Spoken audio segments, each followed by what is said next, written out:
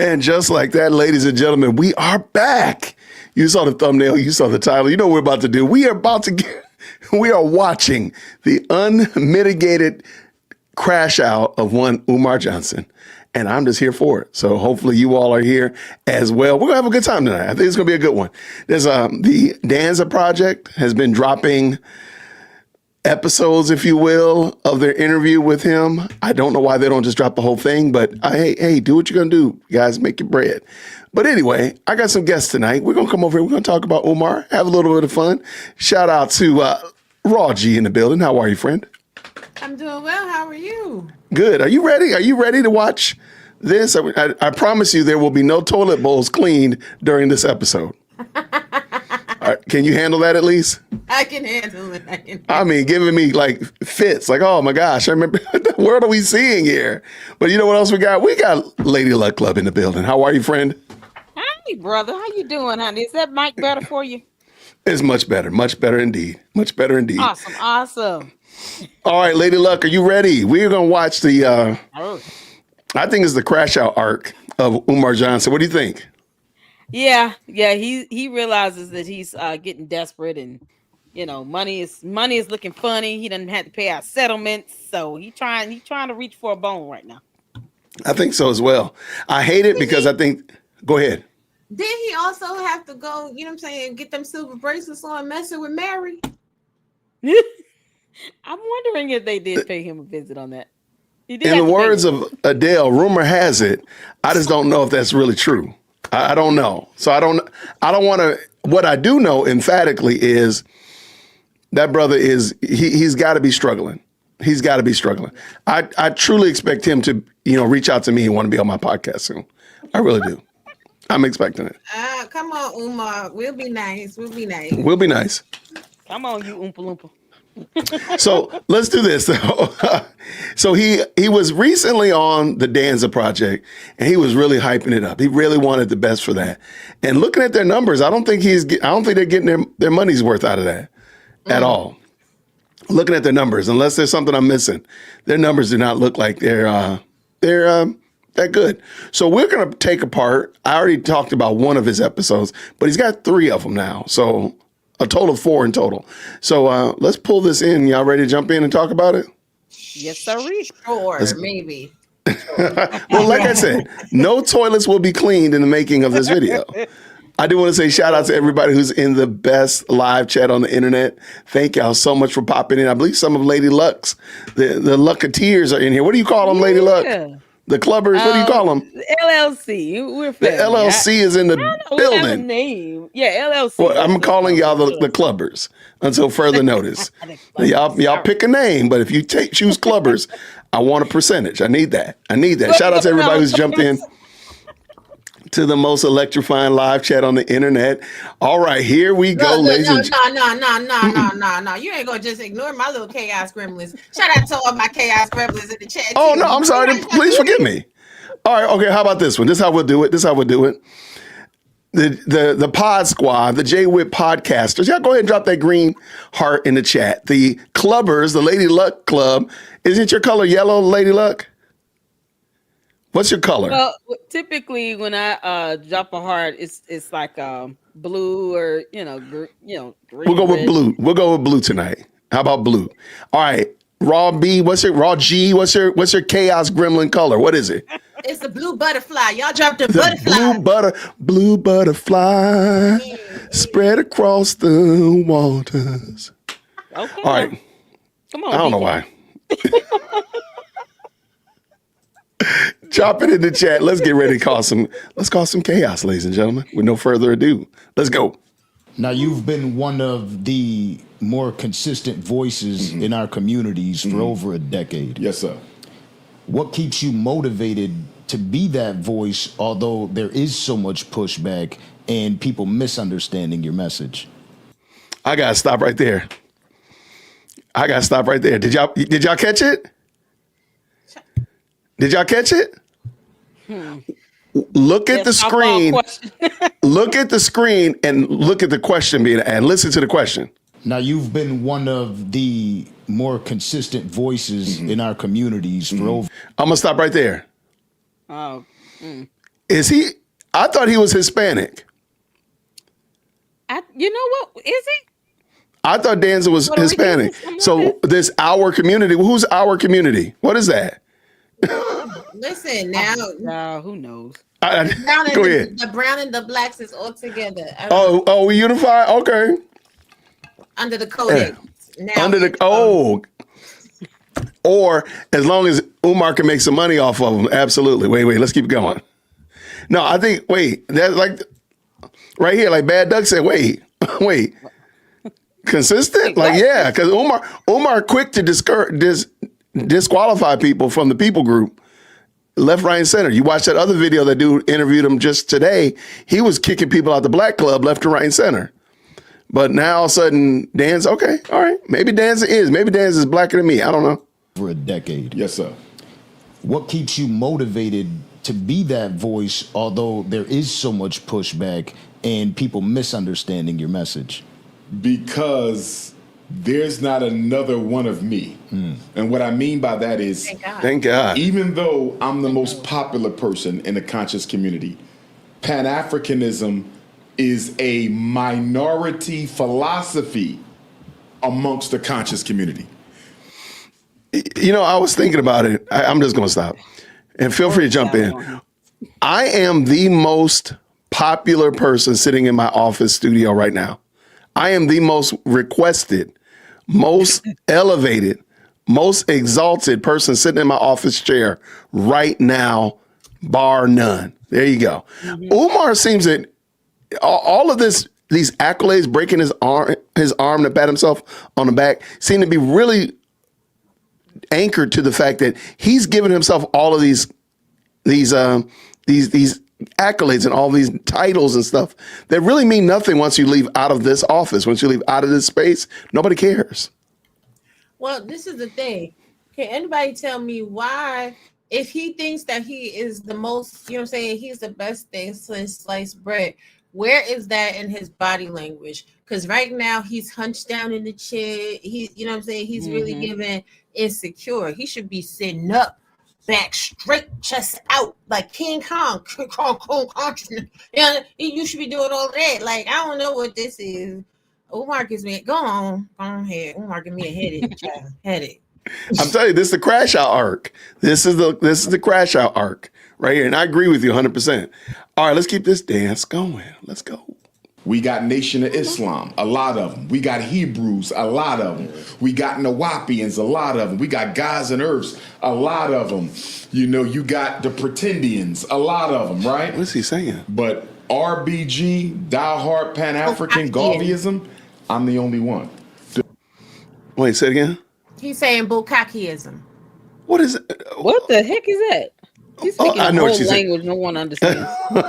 It is making up stuff. Like, that is some nasty work. No, that's wild work right there. And I do think that it's interesting. Again, he creates this whole category of I am the most requested person on the screen wearing a Maroon Morehouse alumni hat. I'm like this. I am the one. I am the one. And I don't think he realizes just how obtuse he sounds. What are you about to say? I'm just disgusted. First of all, why is your elbows ashy, Umar? Dang. What happened to Vaseline? I know you working hard. That's Vaseline, just Vaseline, a little bit. He is, dang, homie. How you catch that? Why you do that to that man like that? Is he bathed? Why you do that to him? I wish this thing would move out the way so I could. Oh, man. The fact that he got to keep up this narcissistic nonsense that he carries on, creating words to make himself feel and sound more important than he really is what's laughing. Way more than he really is. English. No one understands you, Umar. Well, okay. And I do want y'all to notice. Culture. Say it again. He doing it for the culture. He doing it for the culture? Also, I want you just to pay attention. Notice he doesn't speak in triples. He doesn't speak in triples when he's talking to real humans. He only speaks in triples when he's doing a live stream or in front of a camera. I mean, on the other side of a camera. So he don't do it because it's not a natural thing. It's a bit, as my children would say. The next closest would be Asara Sutanseti, and Irritated Genie. We would probably be the only three who rock the RBG. They don't identify as Pan-Africanists. They black nationalists, right? It's really a play on words because Pan-Africanism gave birth to black nationalism. Well, be no the first black nationalism was Pan-Africanism, right? So, but we would probably be the only three who rock the RBG. Everybody else is everything else, and it's similar to Garvey because when the Honorable Marcus Garvey was in the States, he was the only one pushing the Pan-African thing. Early. But he was the most popular. He had the largest movement, and so he had to deal with all the hate. So there's a lot of this. I don't put myself on his level at all, right? I can't walk in them shoes, but I see a lot of the same similarities. Where was the Black Star Line Steamship Company incorporated? Delaware. 1919. FDMG. Oh, no, we gotta stop. Go ahead. Did he say a starship? What did he say? No, The Starline Starship? Marcus Garvey had allegedly a cruise line that was going to take people back to Africa. And it's called the Black Star Line. And it was incorporated in Delaware. And so it never happened. I don't think they ever even bought a ship. And so now he's going to say that, Garvey started his thing in 1919. He's about to say, I started my thing in 2019, and neither of us were any bit more than flying to the moon. That's what he needs to say. That's what he needs to say. But yeah, that's where he's about to go. Too much credit for still doing nothing. Oh, nothing. Right. Nothing. But then for him to high key be saying he's the same as Marcus Garvey and say, oh no, we're not the same. Chat. Oh Lord. Y'all are the same. You're both scammers. Neither of y'all. I mean, the funny thing is Marcus Garvey accomplished just as much as Umar Johnson did. And it's funny that he's even saying that because I don't think he realized it. And again, I don't got no beef with the Danza project, but I wish they had done some research and would really push back on these questions because he's just scamming. He's just really playing in their faces. But they're delusional because he thinks it's our community. He looks like a white man. So, I'm confused. Continue. Let's go. Delaware, 2019. It's the same thing.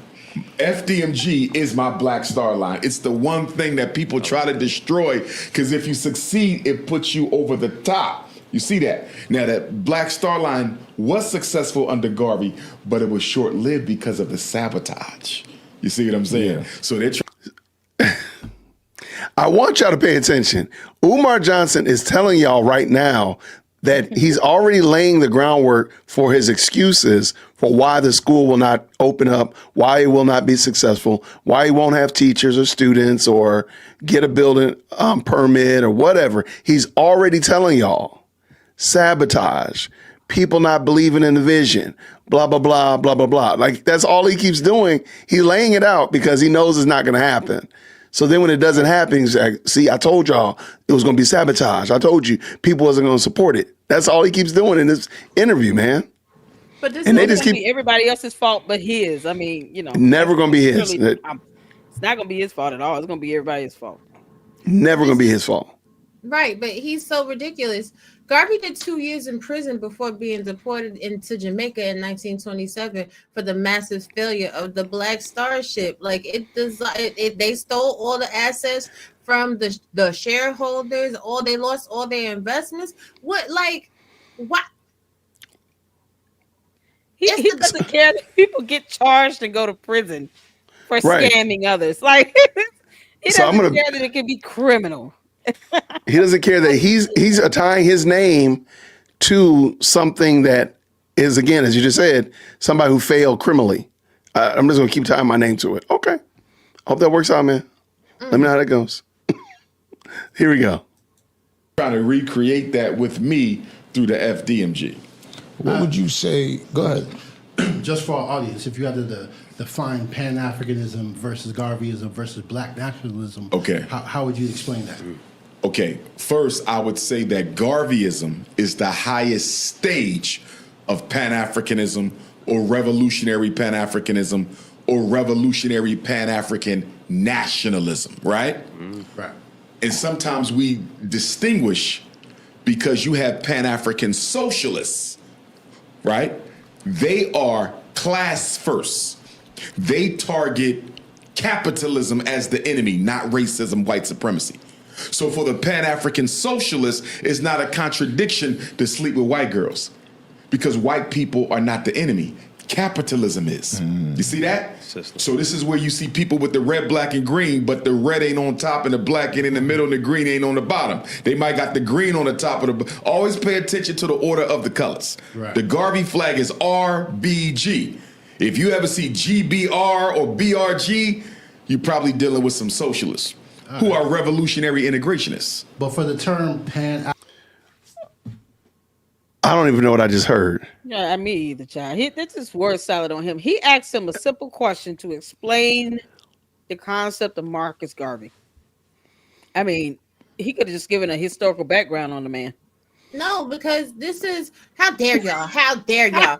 This is the most requested scholar ever, and he told you red, black, and green, yellow, green, and blue. Not red, yellow, black, and white. Yes, he did. Roy G. They're Biv. precious in the sight. And that's the difference. That's the Jesus loved the little children of the world. Oh my gosh. Why y'all like this, man? Okay, but yeah, I just find it interesting. What was the question again? Yeah, I don't even know what the question was. Like I'm stunned by the question. But you know what? I'm gonna ask the lounge. Does the lounge know what the question was? Shout out to the lounges in the building. What's happening, friend? Hey, how are y'all? Can you hear The me? Hey, We can hear you. Absolutely. Get up in here. Okay. All I right. just joined. I'm No. sorry. I'm like busy doing something now, but I was like, I got to join this chat. I got to join this. Now you know, if you're gonna be late now, you're gonna have to sing a song or something. Yep. Okay, what you want to sing? A scam song? Want an Umar scam song? Where's the school, Umar? Where's the dream? Okay. All right, we're gonna stop that now. We're gonna stop. We're gonna stop that now. All right, the lounge is in the building. Okay, we got to figure this out because Umar is talking some. I don't know what he's talking about. Yeah, I really don't. Let's let him finish up though. Africa, just so we Right, can stay understand with it. me, Yeah. stay with me. So I want to, it's very important that we clarify Right. the socialism, capitalism is the enemy versus the nationalism. White supremacy is the enemy. You feel me? Right. The socialists say if we kill capitalism, we automatically destroy racism. And we say, have you been to Russia? They communists. Racist as hell against blacks. Have you been to China? I've spoken there several times. Racist against blacks. So I don't care if you change the economic system, there will still be racism against African people, right? Right. Now, let me go back to your question. Garveyism is the highest stage of it. What I mean by that, we're the strictest. So we're going to say no snow bunny hopping. Other Pan-Africanists might not say that. We're going to say that the international government for African people must be on a continent. Now, Am I the only one that really feels that Umar, like that's a fetish of his? Am I the only one? Nope. Or have we all come to agree? Are we all in agreement that that's probably What, a his- fetish of his? Profound ability to dodge a question. Yeah, that's No, what well, no. His But he interest does do his interest in the less melanated woman. He loves them. You can Yeah, say I'm sorry. whatever you want He to has no say, problem. but he jumping on them snow bunnies. That's Okay. probably who Yeah. gave him the money to pay Mary. Shout out to the snow bunnies for paying his sister. Shout out. Yeah. I'm just He like, don't dude, care like, what stop color it. The woman is. He doesn't care about race when it comes to I don't think so at all. Yeah. Not Like, at dude, all. you talk about it too much. Pink. Get obsessed. Oh, stop it. I can't stand y'all. Okay, let's go. every Pan-Africanist will say that. Some Pan-Africanists will say we can have the international government in the United States. We can have the international government in Jamaica. We can have it in Haiti. Why got to be Africa? We say Africa because number one, it's the motherland. And number two, it's the richest piece of real estate on the planet Earth. Why would you give up all those resources? Why would you give up all those They're giving resources them up now, just though. because you hate yourself? Because whoever controls Africa controls the world. Right. It's the Yeah, cradle of civilization. Exactly. So the Garveyite, we're Whoever owns Africa controls the world? I'm sorry. I never heard of that. That's a What the? What? Umar. In his world, in his brain, maybe. I cannot believe this. I put I up can. a post and I asked for all the Umartardians, is Africa a country or a continent? Right. Can you please put the answer in the chat? Is Africa a country or a continent? Because I think Umar does not know what the heck Africa is.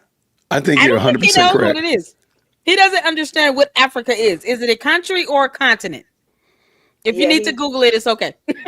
Oh no, we're gonna need you not to need to Google it though. Oh no, Well, they have to Google it. The Umatarians, Umartardians, they got to do it. they got to do it because the educational system is poor. That's why he's building this school that ain't never gonna come. You see? Never gonna come. Yeah, this is a. It's like a, it's something that you can just own. Wait. Yeah. Okay. Go ahead. I'm done. No, no, that's a great catch because I don't think he knows this, or he doesn't. Let me say it like this: I'm gonna give him the benefit. I hate doing this. He doesn't sound as if he knows this. You know what I mean? Like it doesn't sound. He doesn't come across like he knows what we're saying. Like Africa's a continent. It's not a country. Mm-hmm. Yeah. He's And it does seem like his neck. Yeah, I don't think he knows. Yeah. Didn't he say he was going to be the history teacher too in one of his videos? He sure did. Yes, he did. Oh, okay. I'm just And the making janitor. sure my elevator goes Clearly, to the the janitor. But we know geography is not going to be taught. You can't make this up. Geography ain't gonna be taught. But we do know that those. But we know those bowls will get clean without a scrub brush. Exactly. With no scrub brush, the same washcloth, and then it's going to be wiped everywhere else in the bathroom. With dirty water. God. With the dirty The strictest. water. If I was to give you a religious comparison, Oh, here we go. let's go to Islam, right? You got the Sunni Orthodox Muslims. Then you got your Shia Muslims. Right. The Shia are only 5%, right? But they are very, very strict in what they do. Their women cover their faces. It's a stricter form of Islam, right? Right. Garveyism is a stricter form of Pan-Africanism. Now, black nationalism, which is Pan-Africanism's child, there's no black nationalism before Pan-Africanism. Henry Highland Garnett, Pan-Africanist. Paul Cuffey, Pan-Africanist.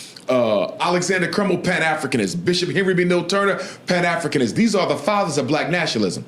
They were all Pan-Africanists. The difference between Pan-Africanism and black nationalism is black nationalism don't deal with the international chessboard.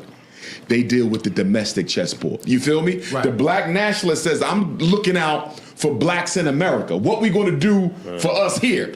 We deal with Africa later after we fix this. So my question to you is this, right? Just so for everybody to understand. Yes. So when we say Pan-Africanism, Global. Are you talking all Africans? Well, are you talking about repatriation, meaning that all black people need to leave and go back to Africa? So let's go back to Garveyism, being the highest stage, right? Right.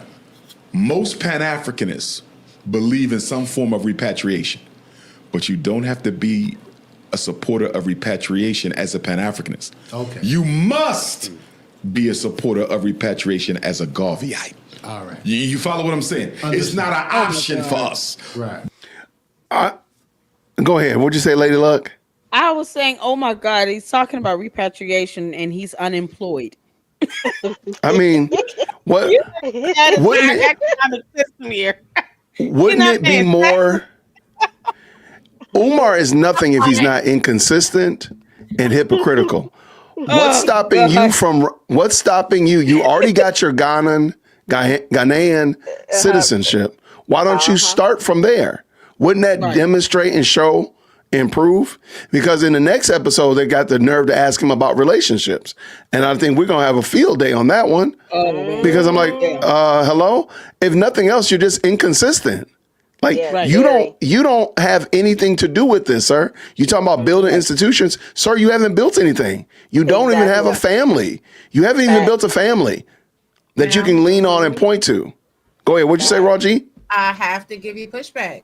He does Go have ahead. a family. He did build something. What'd he build? He built the insane asylum where all the people gather. Because at the end of the day, everybody weak.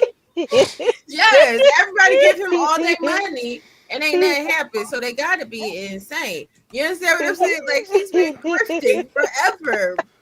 Keep out that life. Good point. Living your Good catch. grifting, but that grifter's life is something else. Yeah, and Yeah. it seems inconsistent. Like my guy, like Good time.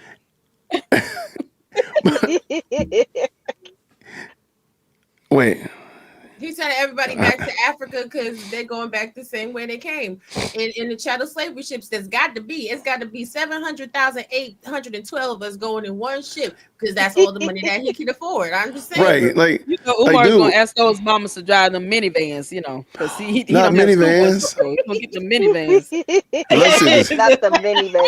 They can float across the Oh water, you know. They gonna do some miraculous things to get us over to Africa. Oh, he's such a clown. They're going to call Let's- ICE. They're going to send us back with ICE. At least that's what the Latinos said. Child. Wow, Pan y'all Africanists will wow. say, I don't think you necessarily got to go back to Africa or deal with Africa. But for Garveyites, absolutely repatriation. But let's be clear, though. I want to clarify. Marcus Garvey never said take everybody back to Africa. Really? He never had a back to Africa movement. The media called it that. Marcus Garvey said, some of you are no good in America and will likewise be no good in Africa.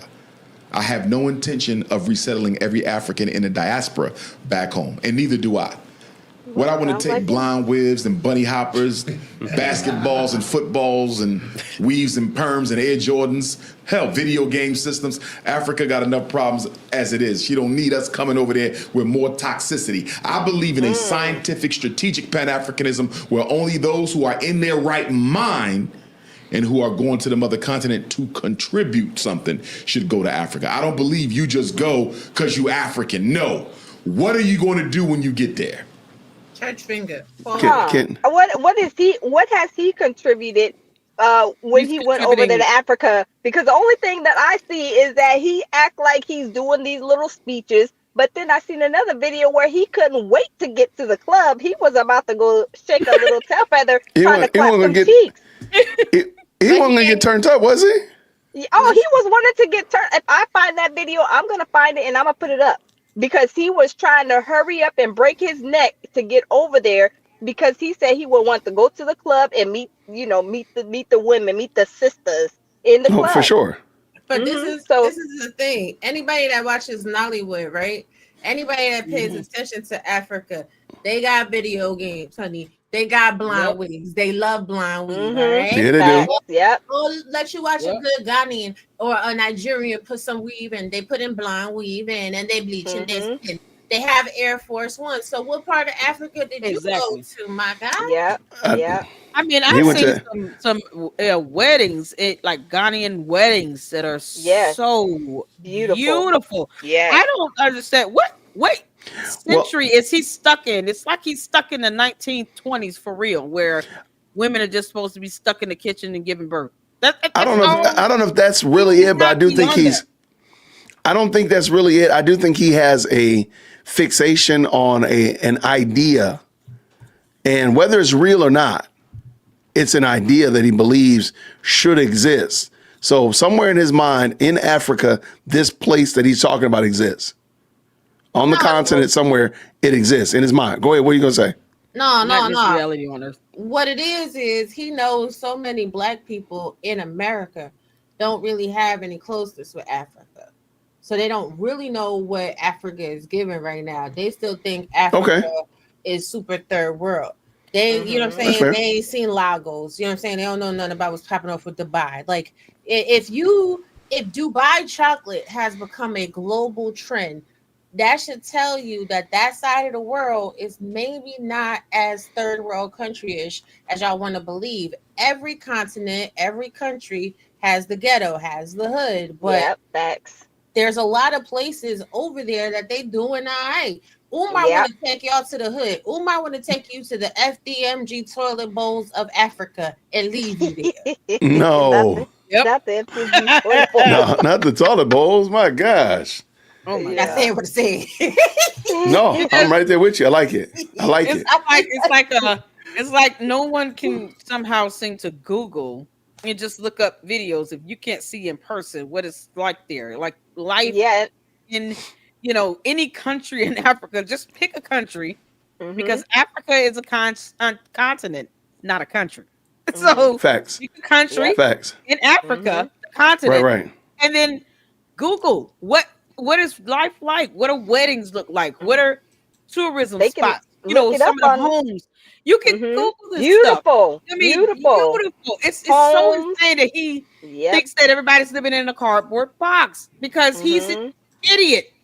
Well, No, because he lives in his car. Stop it, Lady no, Love. because He lives in his he's a car. struggle streamer from his car, From the rental cars. from the Correction. rental Rental car. cars, none of them are his. He don't own anything at all. He owns At nothing but all. the He shirt don't. on his body. He ain't got no keys to no car, no keys to no house or apartment, not even what's those places, a hostel. I mean, he don't even He own got a nothing. pillow, and he's trying to get him 2 wives. Where are you going to put him at? In the trash Where can? you gonna put him in the It's gymnasium? empty.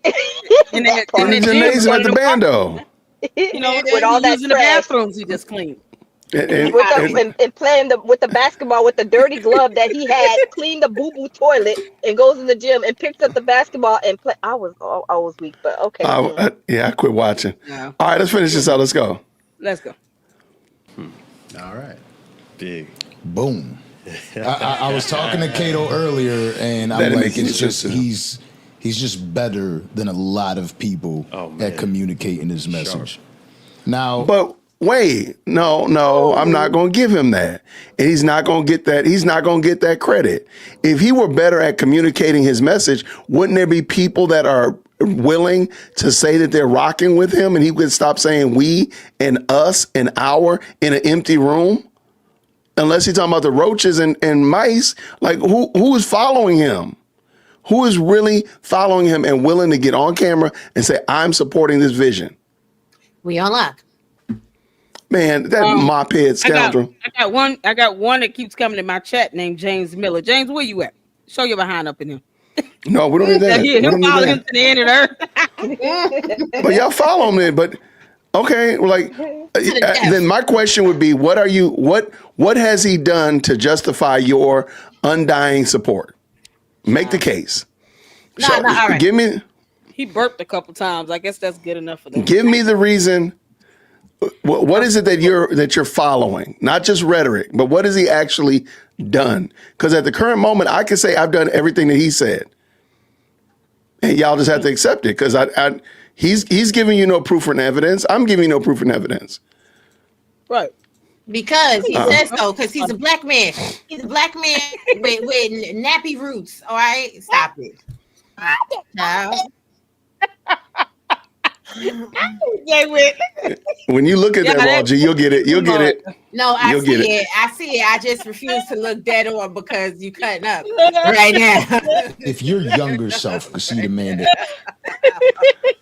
Oh, I can't hear I told her. you. Can y'all hear me? Yes, we got you. Go ahead, Yes. Lounge. Go ahead, Lounge. We can hear you, Lounge. Well, we can't I think- hear you if you talk. I think she put herself on mute. Okay, let's go. you've become today, what would you think? If my younger self knew that I would become the man that I am today, I would have gotten married before September 18th, 2010. That's the Chicago interview that changed my whole life. I would have got married. What else? Got married before September 18th, 2010. That's the Chicago interview that changed my whole life. I would have got married. What else?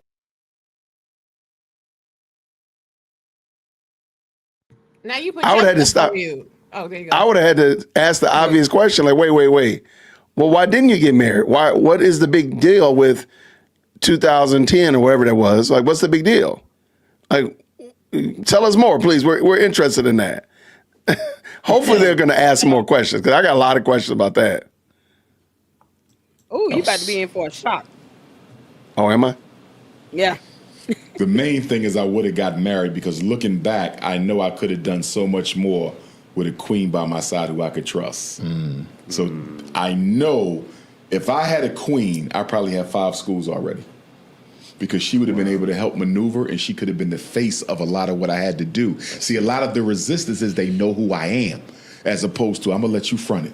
You follow me? They don't even know I'm involved. All they see is the queen. They never even see Dr. Umar until the doors open. You see what I'm saying? So I see where I lost time by not having that queen. If I would have knew I would have had her. But there's no way of knowing. Right. You follow what I'm saying? Right. But if the ancestors would have said, listen, you going to Boy, shut up. You ain't shocked. Why don't you? You missed the shock in the shock and awe in that. You didn't notice that. Why not? Okay, then. Okay, how about this one then? Why are you not He didn't married ask now? anything. He didn't ask anything. It's a softball interview. Yeah, like why are you not married now though? Okay, fine. If you want to say that you needed a queen in order to be married, blah blah. I mean, you'd have 15 schools. Okay, but none of that stop you from right now. Why are you not now married? Well, Nobody's trying to take care of his sorry behind. Right, here's the thing. Why don't you have a lawyer? There's plenty of property acquisition that is done every day under the guise or behind the facade of the lawyers. Like, that's a piss poor excuse. You wanted a woman to do the heavy lifting for you while you get all the accolades. He wanted a woman to go in there, be cleaning them toilets and FDMG and wiping down them walls and paper taping the borders of the floor so it could look nice in there. Dr. Umar lazy for real. Yeah, for real, for real. Oh yeah, No, he I'm wanted with a woman to do all the like Roger said. He's literally saying, "You do all the fronting, I'll be behind the scenes." So that means everything from financial to permits to inspections, everything will fall on that woman. All the responsibility, everything that she would have to be accountable for, from the legal aspect to the financial aspect, will fall on her. If it messes up her credit, it's going to tear up her credit. It's not even going to go back to him. Just like how he didn't That's pay true. those judgments on that writ of monitions, it was the power of attorney according to the court docket. None of this stuff falls back on his head. But So he's not held accountable for anything. But this is the thing too. With that mindset and ideology, what are you actually going to be teaching little boys? That they can't be leaders unless a woman is there to teach them how to Dougie?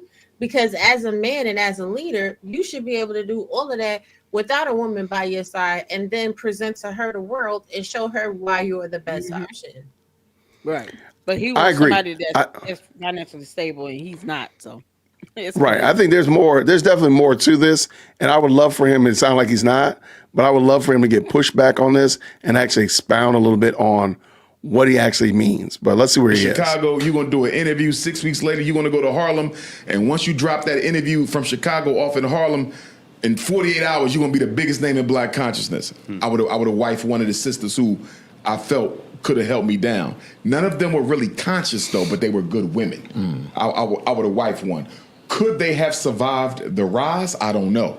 Because it's one thing dating a local psychologist. It's something completely different dating somebody who's on 3 continents in 2 weeks. You see what I'm saying? Yeah. So I don't know if they could have handled that, but I would have been willing to try because I needed that foundation. Right. And now it's scary because you don't know who you can trust. Women come to you for the wrong things. They talk the black talk until they get to a certain point, and then they might flip if they don't get what they want. So it's dangerous dating when you Dr. Umar now because everybody know who you are. Yeah. And it has to be difficult for these women as well. Like they have to understand your power, right? Yes. And a lot of it, I would imagine, they would probably try to fit in too early on with without kind of understanding their own role. Yes. And I hate when people give him. I hate when people give him. I hate when people give him ideas and he just kind of co-signs, but like, yes, absolutely, brother. Oh yeah, you're right, and just kind of feeds into it, like instead of allowing him to actually let him do all of the speaking, because he's not saying anything, really. And I think Danza might have Danza gave him entirely too much room by giving him more to say, and so now it's on Danza. But go ahead. But this is the thing. Danza just exposed him to a degree, right? Because a man that has his stuff together, you can't just come in and try to fit in wherever you want to. And again, he's speaking to leadership. A man that's leading, that is the ruler of all empires, is going to have a prenup. Even if you are marrying them to try to get something, they're going to have a prenup. They're going to have you locked down so that you can't get access to what they don't want you to have access to. You're not going to be able to infiltrate a company because you don't have the qualifications. Imagine you going to, I don't know, what is it? Chase Morgan and walking in there talk about something, you're gonna be the vice president. They're gonna look at you and say, "There is the door, please leave." I don't really understand this weekness. I'm be quiet though.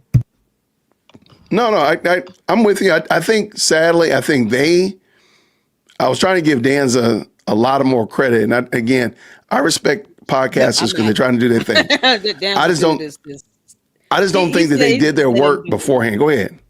Yeah, I was about to say that. He did no research. He didn't do any it's like he watched no one else's videos.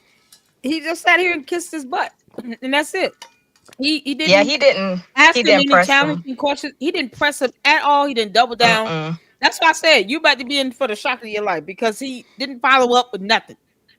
Yeah. So, I hate that. All right, let's see where he goes. The biggest issues with women, 4 biggest issues. Number 1, insecurity about other women. I'm a school psychologist by profession. Who's raising most of our kids? The mothers. So there's going to be women around all the time because that's who I have to serve to help the babies. If you're not secure in who you are, you're not going to be able to exercise composure and discipline when it matters most, and you'll end up embarrassing you and embarrassing me. You see, so the insecurity about other women, that's a big deal. You got to be comfortable in your skin. There's always going to be a woman who looks better than you, but you need to understand that I'm committed to you, right? And when I look back over these 15 years, there were some good women I dated, bro, but they were very insecure about other women. I could not do it. I could. So that's one. Okay. So, Go ahead. so the only Insecure? time a woman, yeah, praying for him. the only Insecure. time a woman is God. insecure about other women and the potential for cheating is when you are showing signs and symptoms that you're a serial cheater, that you're Yep. not a monogamous man. Facts. Otherwise, Facts. there is no insecurity. Like, and for him to say, "Oh, there's always a better looking woman," so therefore you're already letting a woman know you're not looking at her like she's the best thing since sliced bread, and no other woman can catch your attention. You coming out the gate letting her know, "Oh well, somebody else, but I'm only gonna be with you." Nah. Yeah, the games he Good catch. plays. Yeah, the games he And plays. a real woman is not going to fall for that either way. So the best he can get is a chicken head. Because he's Yeah, not going to get a real exactly. woman. Say You that, don't have a ladies. job. You don't have a Say job. that. You have no income. You Yep. got 2-3 No kids. You got place. women all over the place. You got nowhere to live. You barely take care Yep. of your mother. Real Yep. women would not get with him Not either way. So there's nothing to be jealous of. We will look at him as the tart that he is and keep living. facts.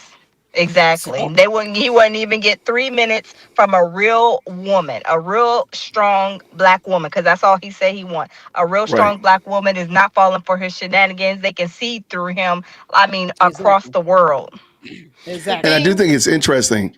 I do think it's interesting that Umar's very comfortable talking about women. If you listen to everything he talks about, it's the school and women. You're guaranteed, no matter what the conversation is, he can talk about these. For whatever reason, people like this. And, people in the podcast world, they like that male-female dynamic conversation. And, of course, the FDMG, the abandoned buildings, is like his bread and butter. A lot of people know him because of that. So he'll talk about those things all the time. And he tends to find ways and opportunities to bring that up. I don't understand why we're even talking about women now. Like, why are we talking about women? Because Yeah, he threw it exactly. in there. Well, He threw it in go there ahead. to deflect because he couldn't answer the other questions.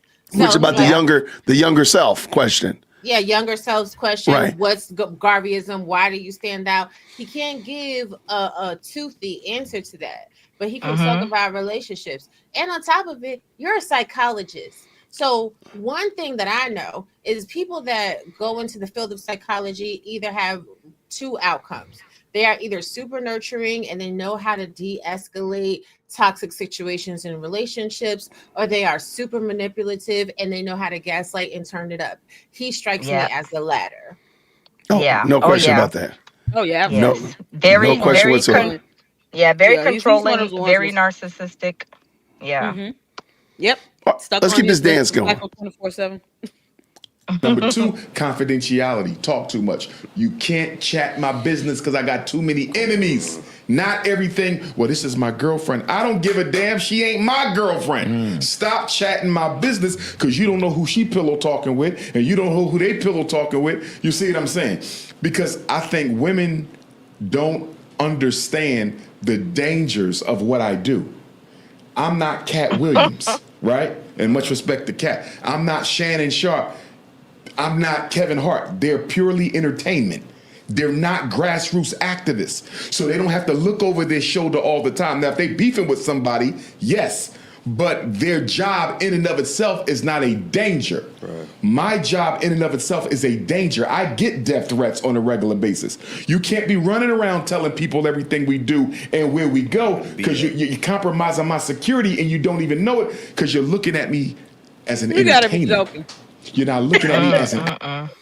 Y'all go ahead. Go ahead. He's a piece of work. He is a piece of work. I'm not. They don't know who I am. Yeah, we know who you are. Everybody knows you're a scammer. That's why you saying you're not Cat Williams. You're not this person. You're not that person. What I do is like dangerous, or Look, let me say something. You are a scammer, and everybody knows you're a scammer. So people are probably upset. Hotter than fish grease. So whenever they do see him, whenever they do see, they're ready to lay some hands. I'm just saying. Let me ask you a question just to make sure I have it right. He just said that he doesn't want people to know where he is because it compromises his security. Did he say that? Yeah. He said something to that effect. Did he basically say that? Yeah. Let me ask you a question then, okay? Because I don't understand something. Maybe certain words don't make as much sense to me as other words. This is his Instagram right now. He's posted everywhere that he's going to be. He's posted everywhere he's going to be. He's telling on himself. He's a self-snitcher to the up. I mean, this is on his Instagram.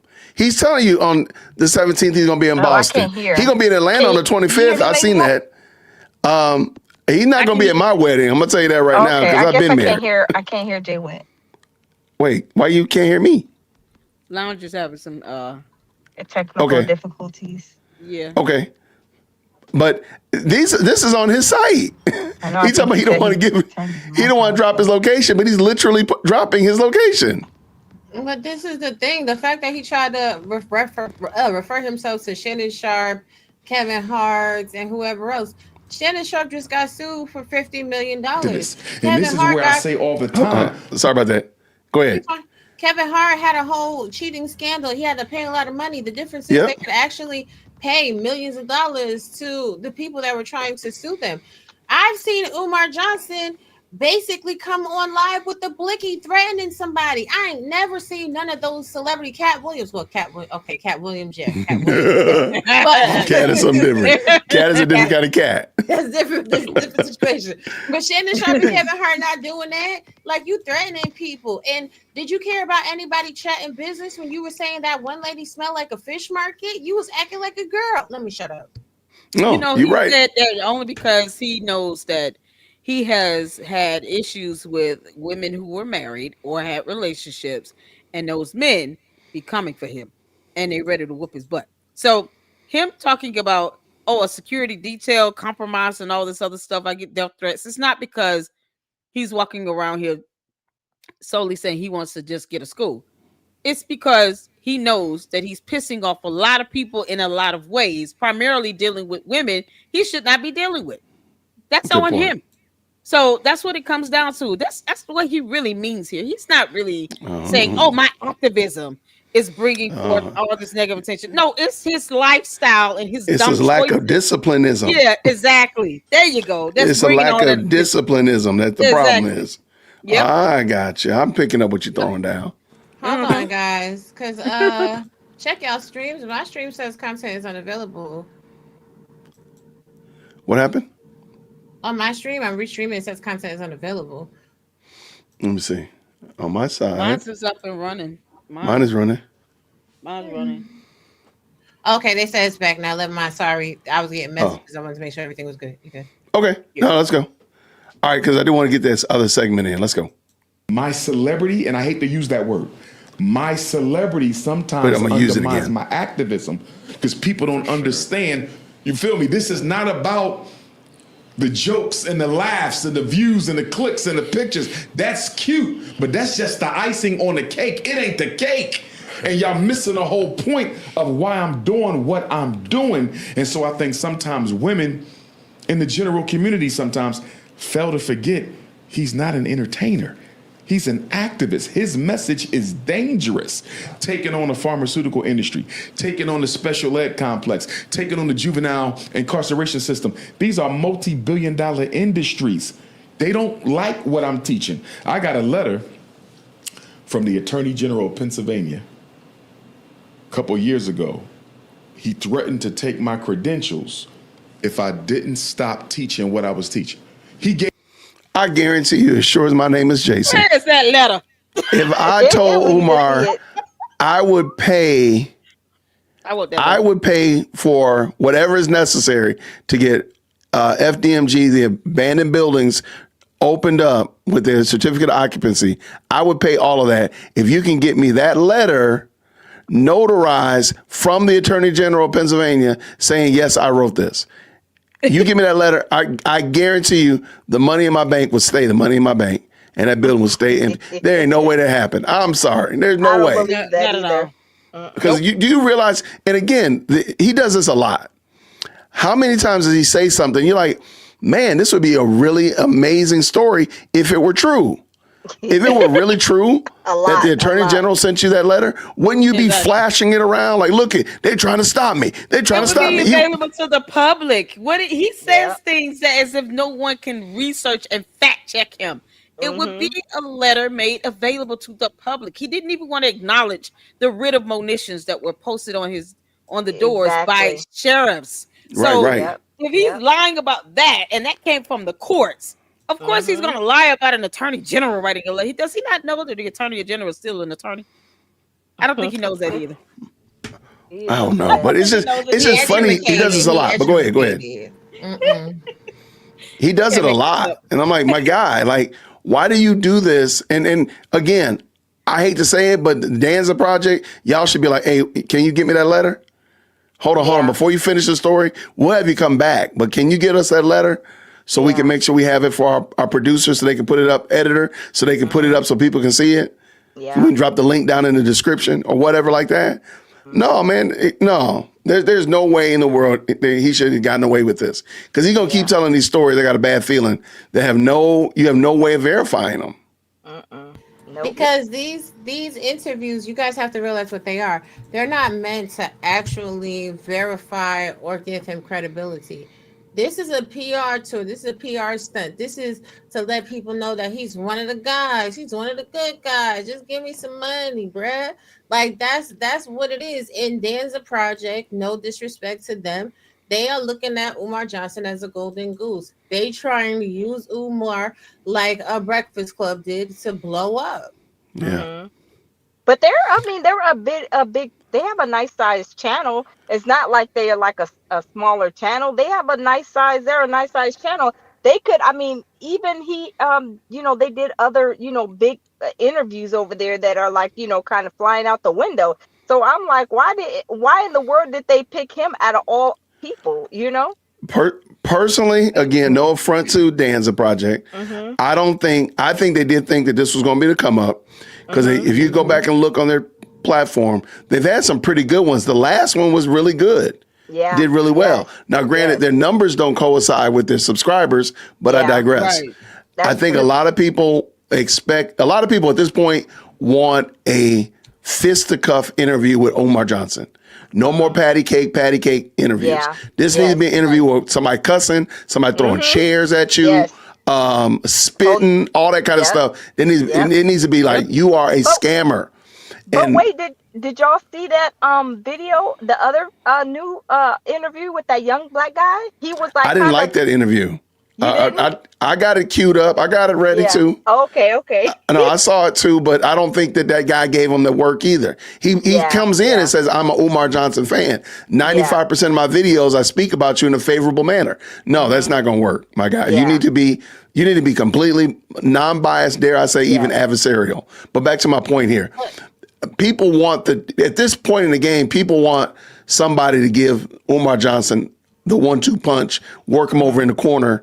And this needs to be an MMA Saturday night SmackDown. And they already knew that this was not going to be it. Therefore, that's why I don't think these numbers for this video are doing nearly as well as they anticipated. That's my opinion. But this is the thing. Umar is never going to go anywhere that he's gonna get that pushback because he's a coward. Like, Yep. let's just keep Yep. it a stack. Anytime, I am sure, I can almost guarantee you that people have sent him offers for money and everything to come on the show. But as soon as he goes on one of those shows, the grift is over. And he can't Mhm. afford to do that because then he's gonna be hungry eating spam burgers and Vienna sausages. Yeah. Yeah. I'm right Because there with you. And Yep. as Maddie 2U said right here, this is probably the only interview that I've actually seen Umar yeah. get some work, and that was the El Jamar video. yeah, That was Lord it. That's the Jamar. only one Yeah, of Lord all the Jamar. videos I've seen, and I've Yeah. watched a lot of them. El Jamar is literally by himself as somebody who gave Umar work. Umar got hot. And I'll take that back. There is a radio interview. For whatever reason, YouTube won't let me post it because Umar right at the end calls the host an N-word. Oh wow. Right at the end. Right at the Wait, end. is it with a female? Is it No, with it's a the, black man. It's the guy's called Church Boy. I got it on my channel, but what's wow. called won't monetize it because he literally calls him N-word at the end. I'm like, he said worse things God. in all these other videos. I digress. So those are the only two people Wow. I've ever seen or heard that really gave Umar pushback. Otherwise, they just dance around with him, man. Like it's kind of bad to watch. But okay, let's get this back on. Let's bring this back up in here. Let's go. Gave no examples of what I was teaching. You feel me? He just said, if you keep saying what you're saying, we're going to take your credentials away from you. And I'm saying, what exactly am I saying that ain't true? Or Never he happened. gave no examples, but he basically threatened to shut me down if I keep on waking parents up to the dangers of and to their rights regarding special ed, ADHD, behavior problems, psychiatric meds, because I know it's affecting the bottom line because there's too many parents I've woke up. And not just the black parents, because I get calls from the Asians, the East Indians. They'll never tell you, but I help parents all across the spectrum. But of course, it's mostly the African parents. They're beginning to feel the pinch of that a little bit. And I think they have the state trying to crack down on me because of it. I If- don't believe that at all. So- At all. What Let's state just play a like that? game. Man, The you f- gotta be kidding me. The pharmaceutical industry, let's just for laughs and giggles, say it's a $20 billion industry. This dude wants me to believe that this dude that talks loud outside of an abandoned crack house in Newark, in Wilmington, Delaware, is causing a pinch to the bottom line of a $20 billion industry. Okay. All right. This is the thing, Perfect right? sense. No matter what Umar is talking about, right? All children that have ADHD and whatever are not taking medications, and you can never crack down on that industry because ABA therapy, speech therapy, occupational therapy, all of that costs money, a lot of money. So he just wants to use any excuse in the book. Sir, you have these buildings until the very last moment ever. You didn't want to pay the man. You wanted to spend your money, go chasing snow bunnies in Sweden, go chasing the pink parts of all the women all over the world. Ain't nobody calling you for nothing. We see Marianne's movie. If that was a depiction of your real life, sir, you're lacking. Exactly. Like, stop. I'm gonna be quiet. Nah, you good. Yeah. You good. We've seen how he acts in interviews to The Awakening, the behind the scenes, the fact that he wants to silence Marianne Lorient to keep her from releasing the behind the scene videos is what scares him the most. He doesn't want her to release the behind the scenes because that is the true Umar. Yep. Yep. That is But the you true know- Umar. The yeah, behind you the know- scenes stuff. Facts. And those people like Umar, I'm gonna say he's a narcissist. I'm not no doctor or anything like that. But narcissists, they want you to see only the good side of them.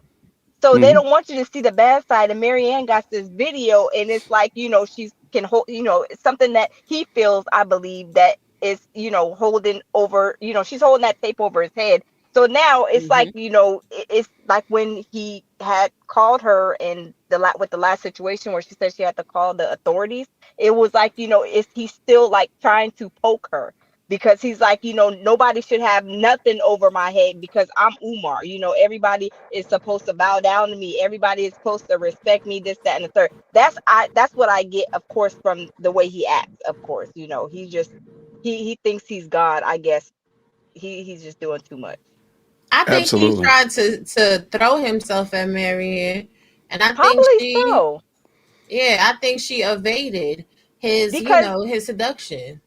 I think so too, Mm. because one thing about men, they can't stand what when they want something and they can't have it. Some men, I'm not gonna say all, it bothers them. Like, you know what I'm saying? Like, if it's like, I gotta have this piece of chocolate cake and I'm gonna go get it. I'm gonna get it. You can never get it. So I just feel like that is probably maybe the situation, because Mary Ann said she's never been, if I'm correct, I mean, she's never been like in the vicinity of with him, in the company, but like by herself with him.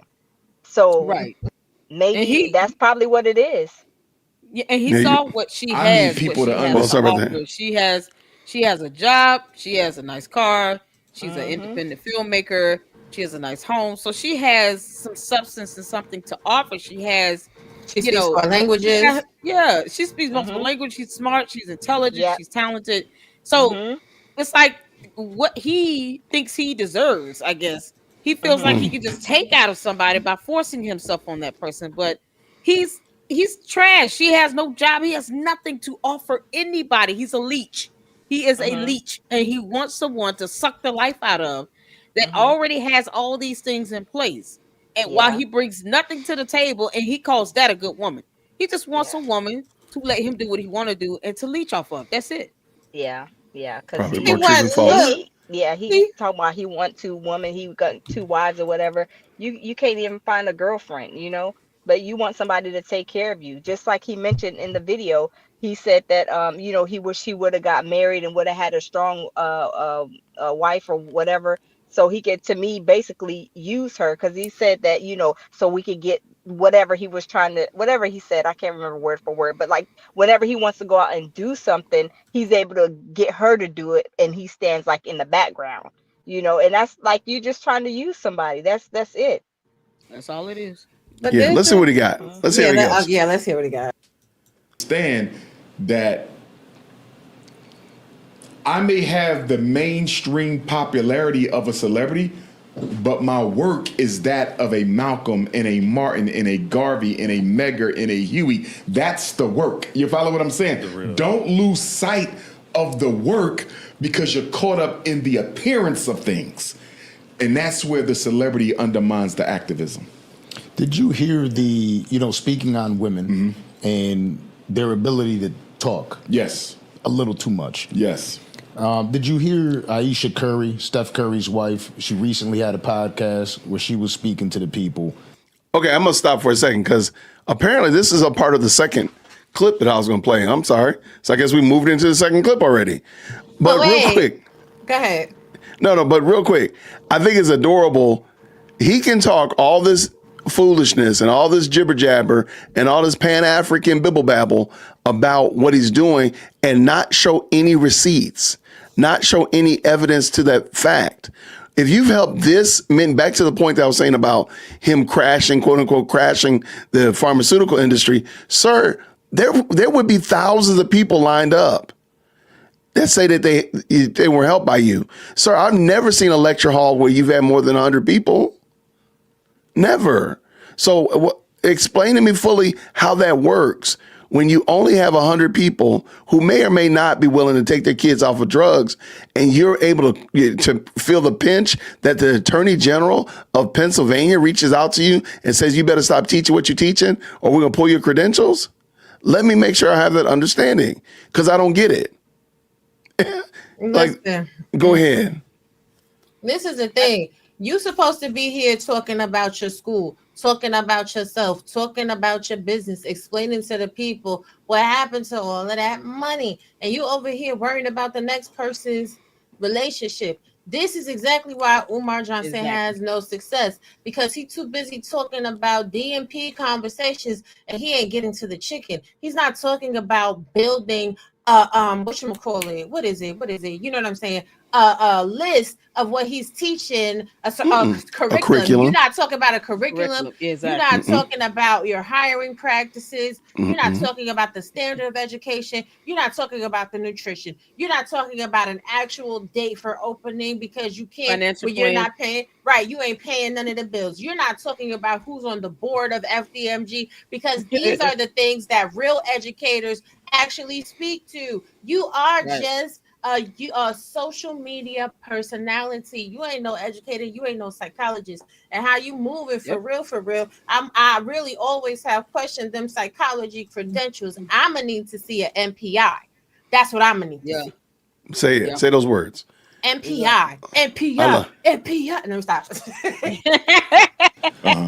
It seems as if there was a bit of a misconception in what she was saying. What she Okay. stated, and look, there's two sides of it, and I understand both. From what I gathered from what she says is she meets Steph Curry. She's a 22-year-old girl. She wasn't expecting to be all this. Okay. You know, I Can we real quick? Can we have a conversation about Steph Curry and Aisha Curry? Okay. Okay, so I want him to tease this out. I don't know where he's going to go because again, I I thought don't this know was where a he's gonna second. go either. I think it's hilarious that he's talking about this with some man that's not married. But okay. Right, that That's what I right. say. No, Because he would yeah. put on a wig and a skirt to be Aisha Curry right now. But Right. I want to talk about Aisha Curry. I got some things I want to say about her. But Okay. let me see what he says. This is interesting. didn't expect to be a mom. She feels like she kind of lost herself in this, although she's dating a superstar. She's got she's got all the money. She's got the beautiful kids. She's got the life. But she's saying like, this isn't the life I wanted. Not her identity. And what she stated, from what I gathered, is I wanted to be the queen, the businesswoman that helped, not Okay. the one that just was the mother at home. I wanted to be able to build a career and be able to help build up my man. And it just so happened that this is my path. I guess my question for her would be, Okay, so did y'all understand what he said? What he asked? Okay, I want to hear what Umar says, Yeah. but then I want to hear what y'all going to say about it. All right, let me Okay. back up just a second. And it just so happened that this is my path.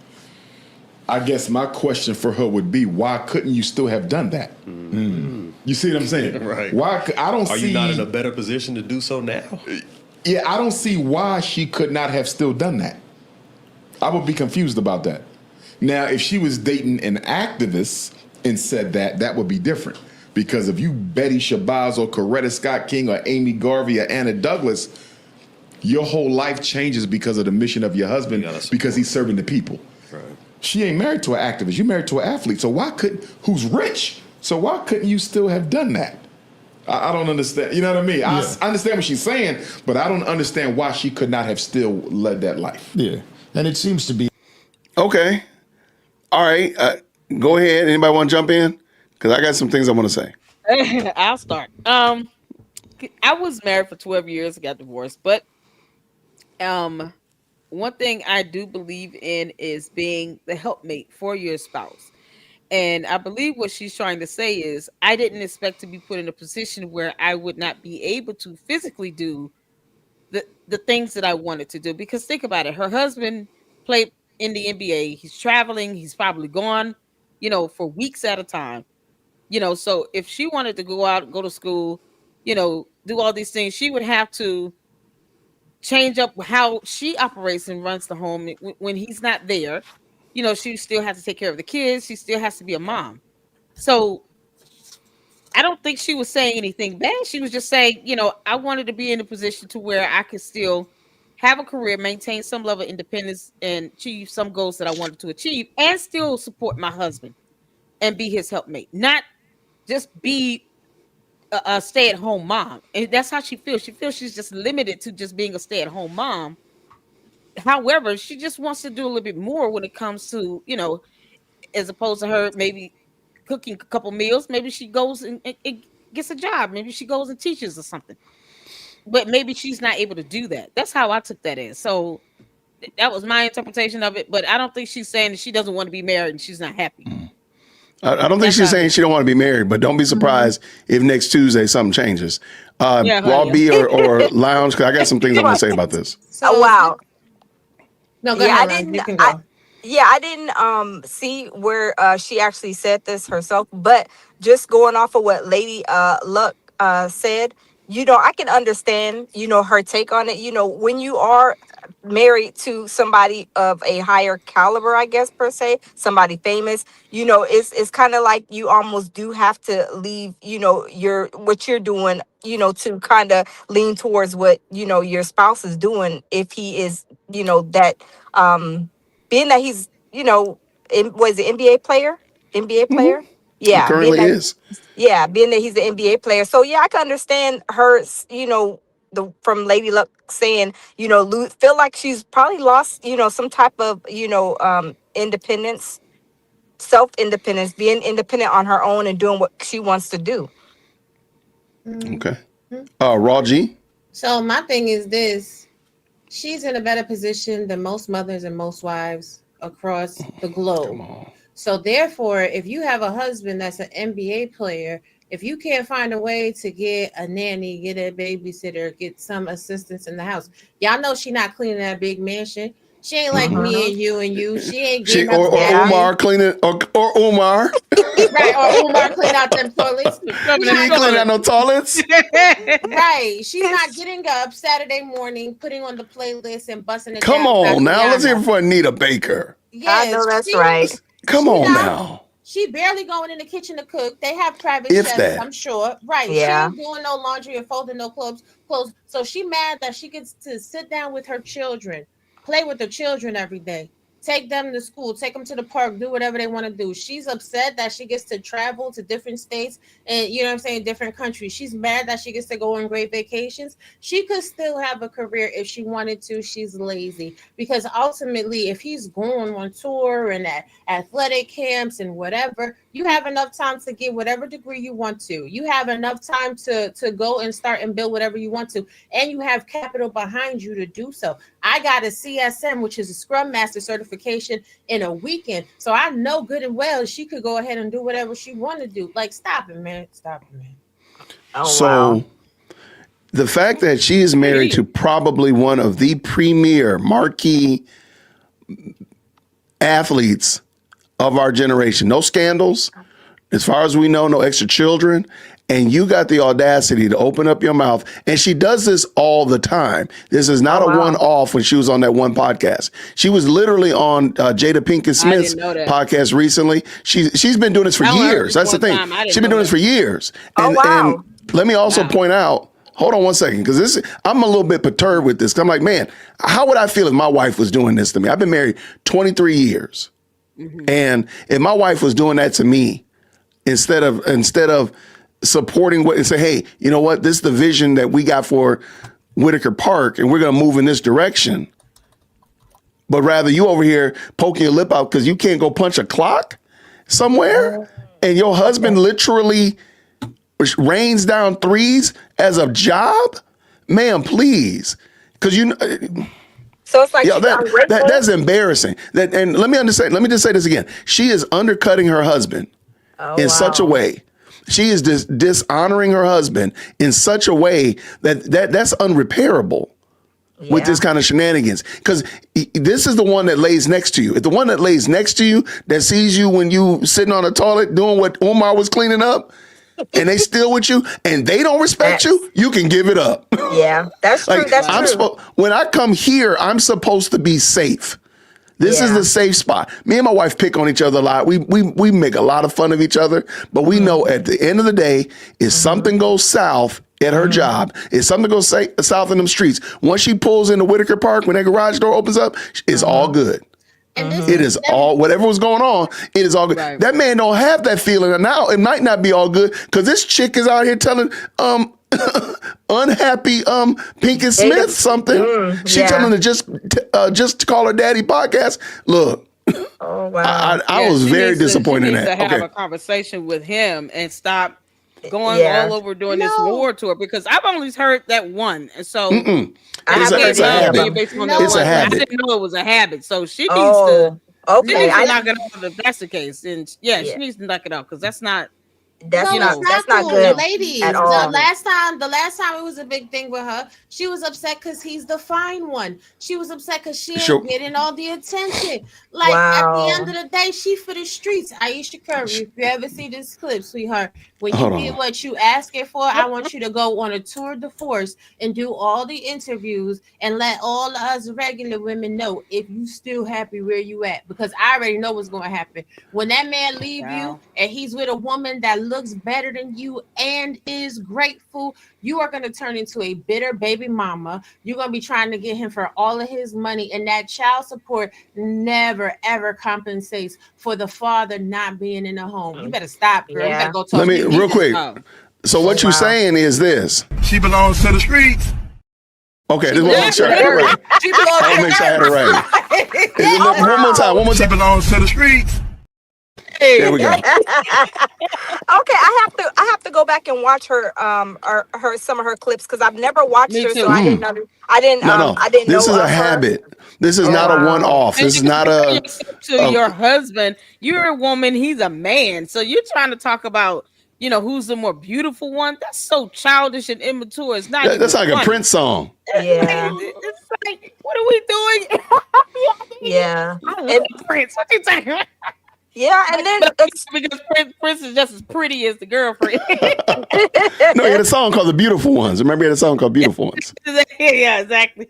I But she love it. got all the money to get a personal trainer. You got a personal chef. So if you feeling pudgy, it's Yeah. because you eating ice cream at nighttime. Put the ice cream down, go to the gym, eat your macros and your micros, do something. I don't know. She could get Okay. plastic surgery. Right. You do. You have more.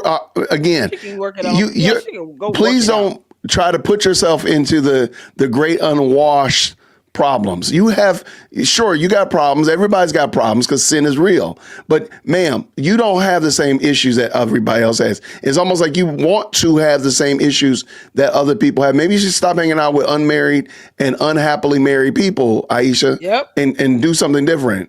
Because again, it just doesn't. It's not a solid look, in my opinion. Yeah. And She, this is she the needs some thing. married friends. She definitely need married friends. No, she don't. She need the man that she deserve. She need the man that she deserve. Because Stephen Curry, he strikes me as one of those really good guys, humble guys, just trying to He do the is. best stuff to make his family happy. And these are the type of women. Nobody ever talks about this, but these are the type of women that turn good men bad. She Yeah. deserves a bad man That's because fair. Oh, that's she should what get she's Umar giving. then. Yep. Well, I see, you need to she- get with Umar. she's not going to get a better man than Steph Curry. No, she's That's not. an unequivocal not. truth. Not at all. Let's just be honest. I mean, I don't want I don't want their marriages. I don't want their marriage to fall apart. I want them to figure this out off camera and stop acting ridiculous. But Yeah. she's not going to she get a needs to better grow man than up. Steph Curry. That's just not going to Absolutely not. happen. So she's going to end up getting somebody lesser. Well- That she gonna end up taking care of, that she gonna end up supporting. So yeah, you gonna be a boss chick if you want to. Now you end up taking care of not only your 4 kids, but your side piece man that you done picked up. Exactly. That's Umar. true. She gonna get a Umar. Right. We Yeah. don't want her marriage to end, but she wants her marriage to end. And this I hate is it. another thing. I need for all the women, okay? I don't care if you're married or not. If your daughters get married, tell them when they come to you with the crying and complaining, tell them stop running their business to you and take it to their Exactly. husbands. Tell them Yep. to stay in their marriages and work stuff out. Because Yes. these women be That's right. So complaining. true. Right, they be complaining to their friends, and their friends is on whole time. They be complaining to you, and a lot of mamas be on. Well, girl, you gotta do what works for you. No, you gotta do what works for them kids you had. How you push out 4 kids, and now you want to complain every day? Them kids deserve. I'ma shut up. Hold on, you know why? It's an evil world we live in. Okay. Let's go. Let's get back to it. It's an evil world, man. It's an Exactly. evil Yes. world. Very Yep. evil. All right, let's see what Danza Project got to say. The issue right now with podcasts and media just all over the place because you can go down the street and there's media there. There's somebody. Yes, There's somebody yes. there. Just as we are today. Yes. The voices are outspoken, and it Yes. seems a lot of people sit there and they look at it and they say, well, man, what it must feel to be like, even though they don't know how Steph Curry feels. Oh man, it must suck that he has to go through that with a woman saying, it's kind of like that Travis Hunter thought. Also you're saying that maybe you meeting me kind of thwarted your life in a negative way. I would argue Steph may not mind because he knows she's not going anywhere. I don't mean that in a negative way, but I think they have a pretty good marriage. Yeah. So he's probably at the point in his life where he's like, let her talk. Right. You know what I mean? Let her get it off. Because what y'all don't know is she really enjoying the benefits of being Miss Curry. Despite all that. You see what I'm saying? You're enjoying the benefits of being Miss Curry. So I think he's good with it at this point. It almost harkens me back to what Jada Pinkett Smith was saying about Will, kind of on the same lines. Yeah. You know what I mean? And I really don't like when the women publicly go against their husbands. It's so distasteful. I don't mind a little bit of it to let people know you still your own woman. Right. I understand you got to do that for the feminazi. I get it. Especially if it's real. Right. I understand. But to constantly, like Aisha, this is becoming a pattern. Well, yeah. Jada, it's a pattern. I ain't like that. You know what I mean? Like, are you emasculating me in public? Well, then after that, I saw a clip of her on, I think it was The View, and they had some guy, buff black dude, shirt off, bring out some drinks. They said, I think it's time for us to have a drink. And the topless dude come out with a tray full of drinks. She did one of these gestures like, oh, he's here. Which one? Which one? Aisha. Aisha grabbed the ring. Did you actually see the clip? I heard about it. Sorry about that. That was almost 8 years ago. So that's what I'm saying. Like, this is a pattern that she's demonstrated. 8 years ago. Are you serious? serious? It was a hot minute ago. Let me find it. I don't want to go off the rails, but we might have to. I don't keep up with these people because they make way more money than I do. They outside my income tax bracket. No, you're right. But no, they have my pay bracket. But I mean, what she's doing is very, very dangerous and disrespectful. I mean, even I still believe in the sanctity of marriage, and my godmother taught me, you go and get the right counseling you need if your marriage is having issues, but you don't sit here and do all this stuff because you got people out here that are basically parading this on, and she's still doing it 8 years later. It's like encouraging the bad behavior here. So what does she want? I mean, what is she expecting to get? At the end of the day, she's ran her mouth over 8 years. What is it that she wants at this point? Because that would be frustrating to just, even as a friend, to hear someone dragging their husband like this. And it's like, okay, what's your end goal? Are you trying to destroy the man? You want this marriage to end? What is the end goal here? Because it's getting to a point where it's almost emasculating. It's unnecessary. Your kids have got to grow up and watch these videos one day. They're going to be like, why is mommy talking about daddy like this? You're doing so much damage on so many levels you don't even understand. So what is her point? I mean, at the end of the day, I think when they were in high school and they were dating, she peaked in high school, right? She was a cheerleader. She probably was. I hate to say it, but I think you're right. Yeah, she was getting all the attention, and then things switched up. And he got, in the league, and he's doing his thing, and he's really popping. Plus his personality type. You could tell from her interviews, her personality is a little salty, a little shady. So what she wants is she wants for him to sit down and walk away from all of that money just so that she could be the hero. She got a superhero complex, and he sat her down. Wow. And I'm telling you, I could bet you as soon as them kids are old enough to be self-sufficient, he gonna leave her. They're gonna be so resentful of her. It's not even gonna be funny. These kids. Let me just show you this real quick so you can see what the context is. Shout out to Pink Book Lessons.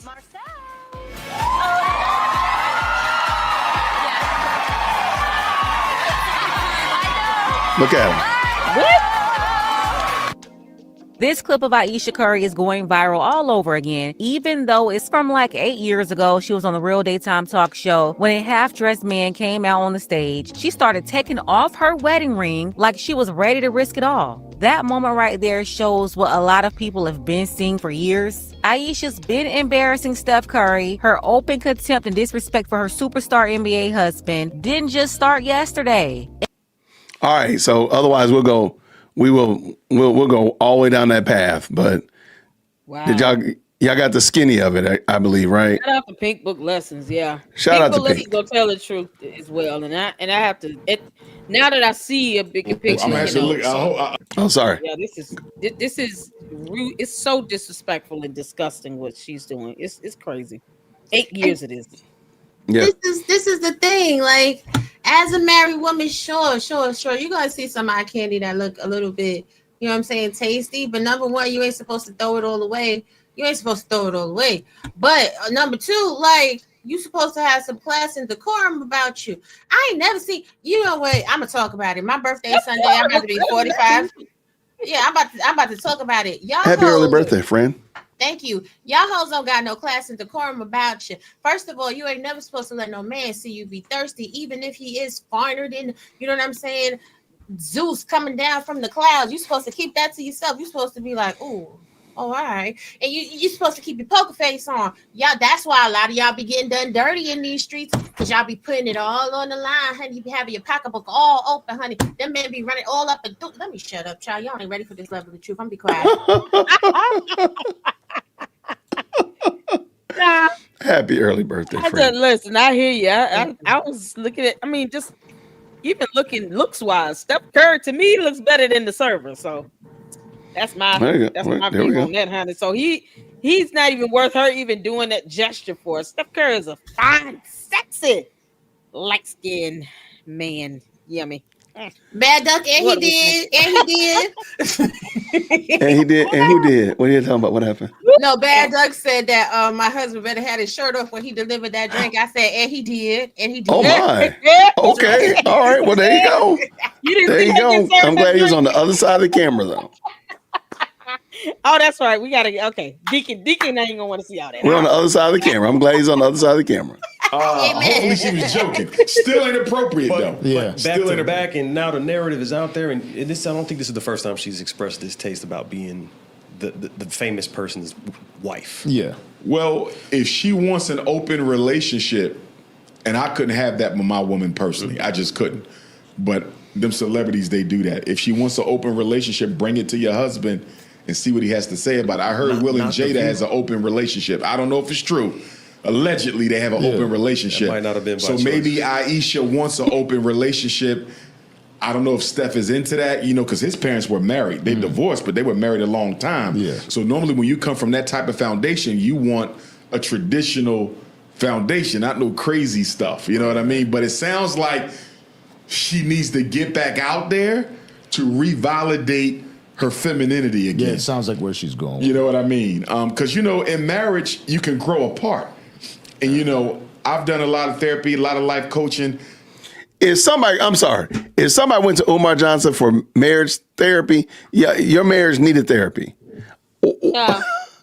Please He's not stop. Married. He's never been married. Why are y'all listening to this man?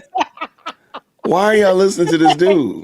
Yeah, this Oompa Loompa is trying to tell somebody about a marriage that he's never had. Yeah, priceless. That's crazy work. He want to have 2 wives. He want to have 2 wives. Right, and he want to have 2 wives. So, sir, what are you talking about? Something that's crazy?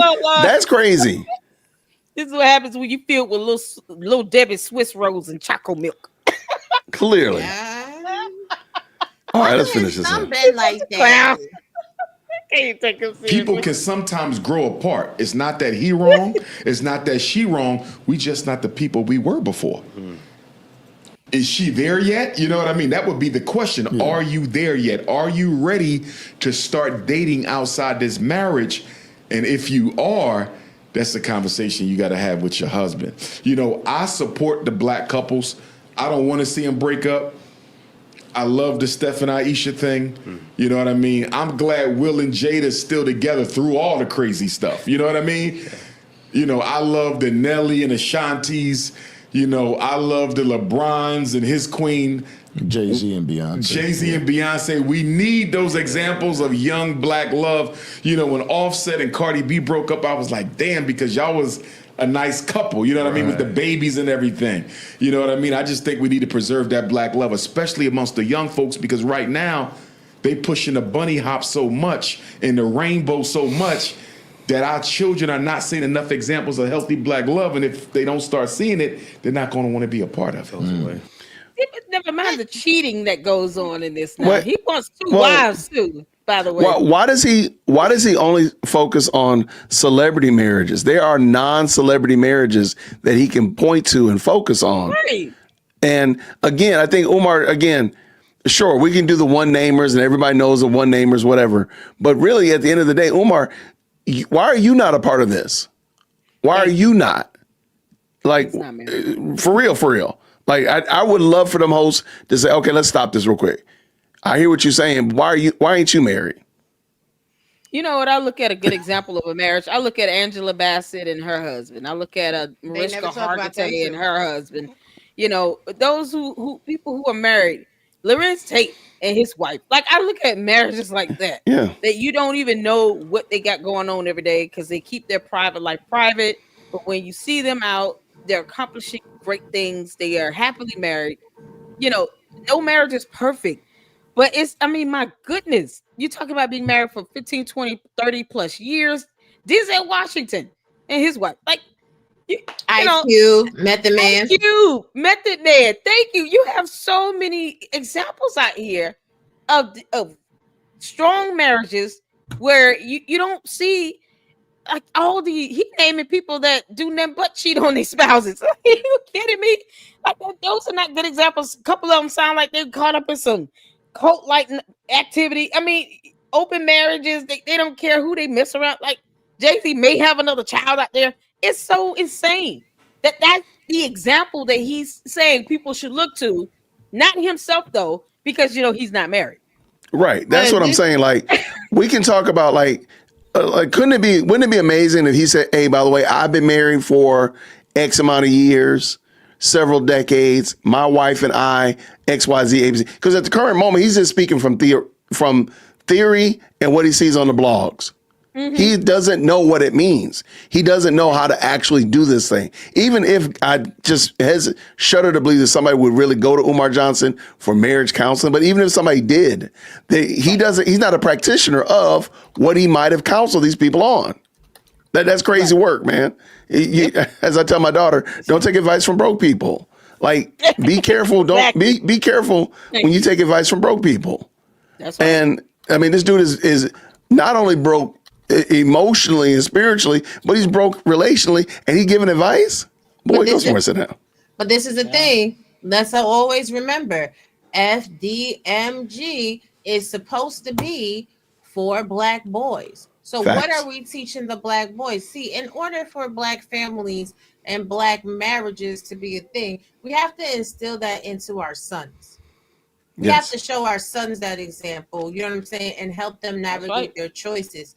But here's the thing that I need people to truly understand too, because I got a lot of mixed people in my family. It doesn't really matter if you get married to somebody of other nationality. That child is still going to be Black. So let's stop trying to diminish and minimize all of the Black people in the diaspora with this rhetoric, and let's teach our sons how to be better men. Let's teach our daughters how to make better choices. Let's teach purity. Keep your legs closed until you get married. Come on now. Y'all can't teach that because y'all too busy trying to have sex everywhere. Let's teach if you're gonna be fresh and fast, don't have any kids. Protect your reproduction. Don't just be pushing out babies for everybody. Let's teach that. Let's teach have an education before you become a mother. All y'all tripping out over the big bill, beautiful bill, and the government shut down. People that are in private sectors and industry don't give a crap because they have their education and they go and live. It's only the people that stuck on social services that's tripping out. So let's make sure that we are not constantly stuck in a cycle. But I'm gonna be quiet though. I love it. Thank you. No, you got it, girl. Let's finish this up. With Aisha's case, how you stated, you don't know why she's not doing it. Does the, mothering those children early on, you don't think that takes an effect into It her does. having, It does. But did you not have a say in that? You see what I'm saying? Mm-hmm. Steph didn't, I don't know the dynamics of the relationship, but take this baby. That's what I'm saying. Like, you wanted that baby because part of having that baby was locking in the bag. Like, let's be real. This business agreement is official. First to the ocean gets the drink. You know what I mean? Your contract's $450 million? Let's have two. So let's not act like these babies was all unplanned. Yeah. Okay? Maybe 2 or 3 wasn't, but that first one to a celebrity, no woman's convincing me that you're having an unplanned baby with a celebrity. Come on. It was planned. I want him to stick to But they're married. Wait a minute. They're married. Hold on a second, Brother Jay. Negro, you think I'm you're sorry. a celebrity and you have 2 babies outside of wedlock, one of which just came back and disrupted your whole life. So you ain't gonna tell me the bums that slept with you. Jim, shut up. No, continue, because I'm like, Does he not to have put this 4 out here as kids if, by 4 different women? yeah, I'm like, dude, they're married. They're supposed to have kids. Like, what are they supposed to do? Exactly. What are they supposed to do? They're supposed to, if they can, they're fertile, they can have kids, go forward and be fruitful and multiply. Why are you acting like that was like a scandal or something?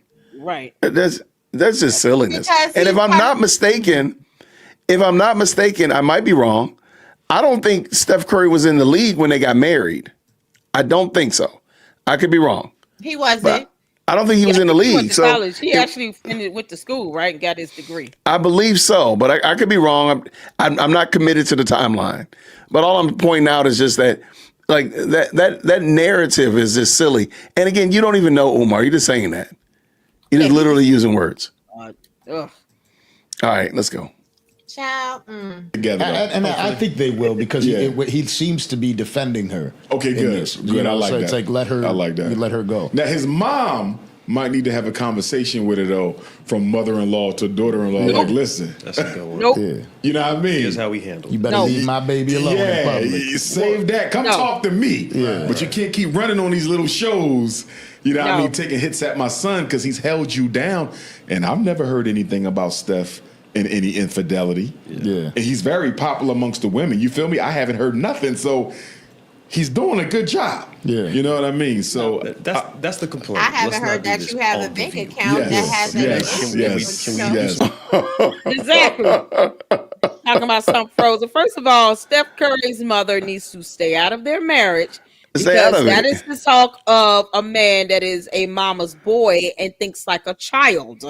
And the Bible states, and I'm going to go there, that when you're a child, you think like one, you talk like one, you act like one. But when you become a man, you put all that foolish nonsense aside. Why do you need your mama to defend you on anything at all? She knows what her son is and who he is and what he's grown up to be. But what she should not be doing is impeding and intruding on that marriage because she herself is also a wife. Come on, somebody. So Amen. why would you want to sit here and intrude on your son's marriage when you don't want nobody to do that to you and you are some man's wife? Don't sit here and dip into somebody else's marriage. Let them go. What if anything? Pray for your son, pray for his wife, your grandchildren, and tell her, listen, go get you some counseling right now. I'ma need you to go to get I'm gonna need you some to stop. counseling from Please somebody. And not from Umar. Amen. And But- not from Umar. And this is the thing. Go ahead, Raw. I'm gonna need y'all to mind your business about Stephon Yes, Curry. thank you. You don't know what Stephon Curry is doing, as you should not. Stephon Curry can have hoes in different areas, but he keeps it quiet though, and that's what Come Aisha on. needs to do too. Keep it quiet. Stop talking. Exactly. She And, needs and to definitely, I think the podcasting part, and I think that's what most people are upset about, is just that you're putting this out there in the zeitgeist. You're putting it out there. The only reason we're talking about it is because she was talking, not because Steph Curry, not because anything he's done is all Aisha. And that's the part that most people like. Look, she's just reckless, man. You know what it is? What's that? And now I'm gonna tell you what it is now. What is Tell us what it given- is, friend. What is given from a distance is that Stephon Curry out there living his best life, and he ain't giving her no attention at all, none of the attention. And when she wants his attention, she go on somebody's podcast and say and do something stupid so he could give her what she asking for. They might have a 50 Shades of Grey. She might be acting a brat on purpose. Y'all mind your business about them married people. Now I'm gonna be quiet. Uh-oh. I don't know about that one, but I mean, hey, it's Uh-oh. possible. Is it possible? Absolutely. I'm gonna leave that one alone. I don't That would know be a about that one. horrible pattern of behavior if Yeah. she's doing that, because then she would have to keep doing this until how long now? I mean, good Lord, yeah. But I understand what you're saying. Until they end. But Right, but Yeah. I think nothing. what could be more possible, Raw G, forgive me, is that she's just out of pocket. She's just out of order. Yeah. She's out of order, and Steph Curry could be doing everything right because we don't know that. But what we do know, and what we do have, is the evidence of her doing things that are inappropriate. That's all. Now you know I think she's very much inappropriate, but Oh, we yeah. gotta throw out all the narratives so that we're not being biased. I'm not defending her at all because my I think we could be biased because we don't know the other things. I don't like to Like, be biased though. No, like if we went to Will and Jada, we know the problems between Will and Jada. No, we don't. We know a lot of the problems between Will and Jada. No, we don't. Okay. This is just me. This is just in my humble opinion. In my opinion, you have somebody in a relationship that is always trying to put things on blast, but you never really know the causality behind it. Now, Will Smith has a cookie cutter image, so of course, if he's doing dirt, you're not going to know. Because, well, I don't think he did either. But I'm just saying, just to be objective, if he is doing anything, you're not going to know about it because he's handling his business how he's supposed to. But I also feel like this: women, in all circumstances, if a man is not treating you how you want to be treated, you have to remain a lady and leave. So doing all of this extra stuff is not okay either. But they shouldn't even be talking about the Currys because we're supposed to be talking about FDMG. Now that is a point that is true. We can agree on that. Now that we can agree on for sure. Absolutely. Here, let's finish this up. This is the last little section. Counseling within home. I like what you said. Have the mother of step. I like that. You know, Yeah. I'm a huge Curry fan, and there's Bron out there, and I love Bron too. But if you're kind of forced in one direction, if you like Curry, you gotta. If I gotta choose one or the other, I might have to go Curry. Yeah, I might have to go Curry. But there's a great example of a powerful relationship in Savannah and LeBron. Oh yes, hands what down. I mean? Because you won't catch her. Nah, you won't catch her bad mouthing Bron. Nah, you won't. Yeah, you won't. All right, what y'all think? I think that Umar needs to go somewhere, and I think that all of these, I think all these detours and side missions, Side quests, whatever. It's crazy. So all my gamers, it detracted away from the fact that FDMG and school ain't nowhere closer to being open. No, I am right there with you. I am 1,000% with you. All right, I'm thinking of a number. Give me a number between 1 and 4. Let's go, Lady Luck. 1 and 4.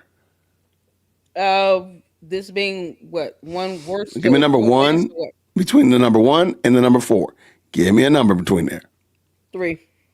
3. All right. That's Umar and FDMG. All right. So I had it broken down into 4 segments, and I was like, which one do we want to look at? Because I got the Travis Hunter one, the Aisha Curry, which I think really is this one, and then something about revolutions. But I think this one probably this is a really special episode. I think this will be a little bit interesting. I don't like this opening, by the way. Have y'all seen this opening? Yeah, I wasn't impressed. I don't understand what I don't get it. I don't get what was happening that he had to feel like he needed to apologize to Umar Johnson about. That was just really awkward to me. Say again? Yeah, I was told it was an apology about him trying to get Umar on with Charleston White or something like that. I knew it. Why do you need to apologize for that? Say, well, you guys could come on at the same time. The end. Moving on. Like, that's nothing to apologize over. I don't know. What's wrong with him? I don't know. I'm gonna start it up. Let's go.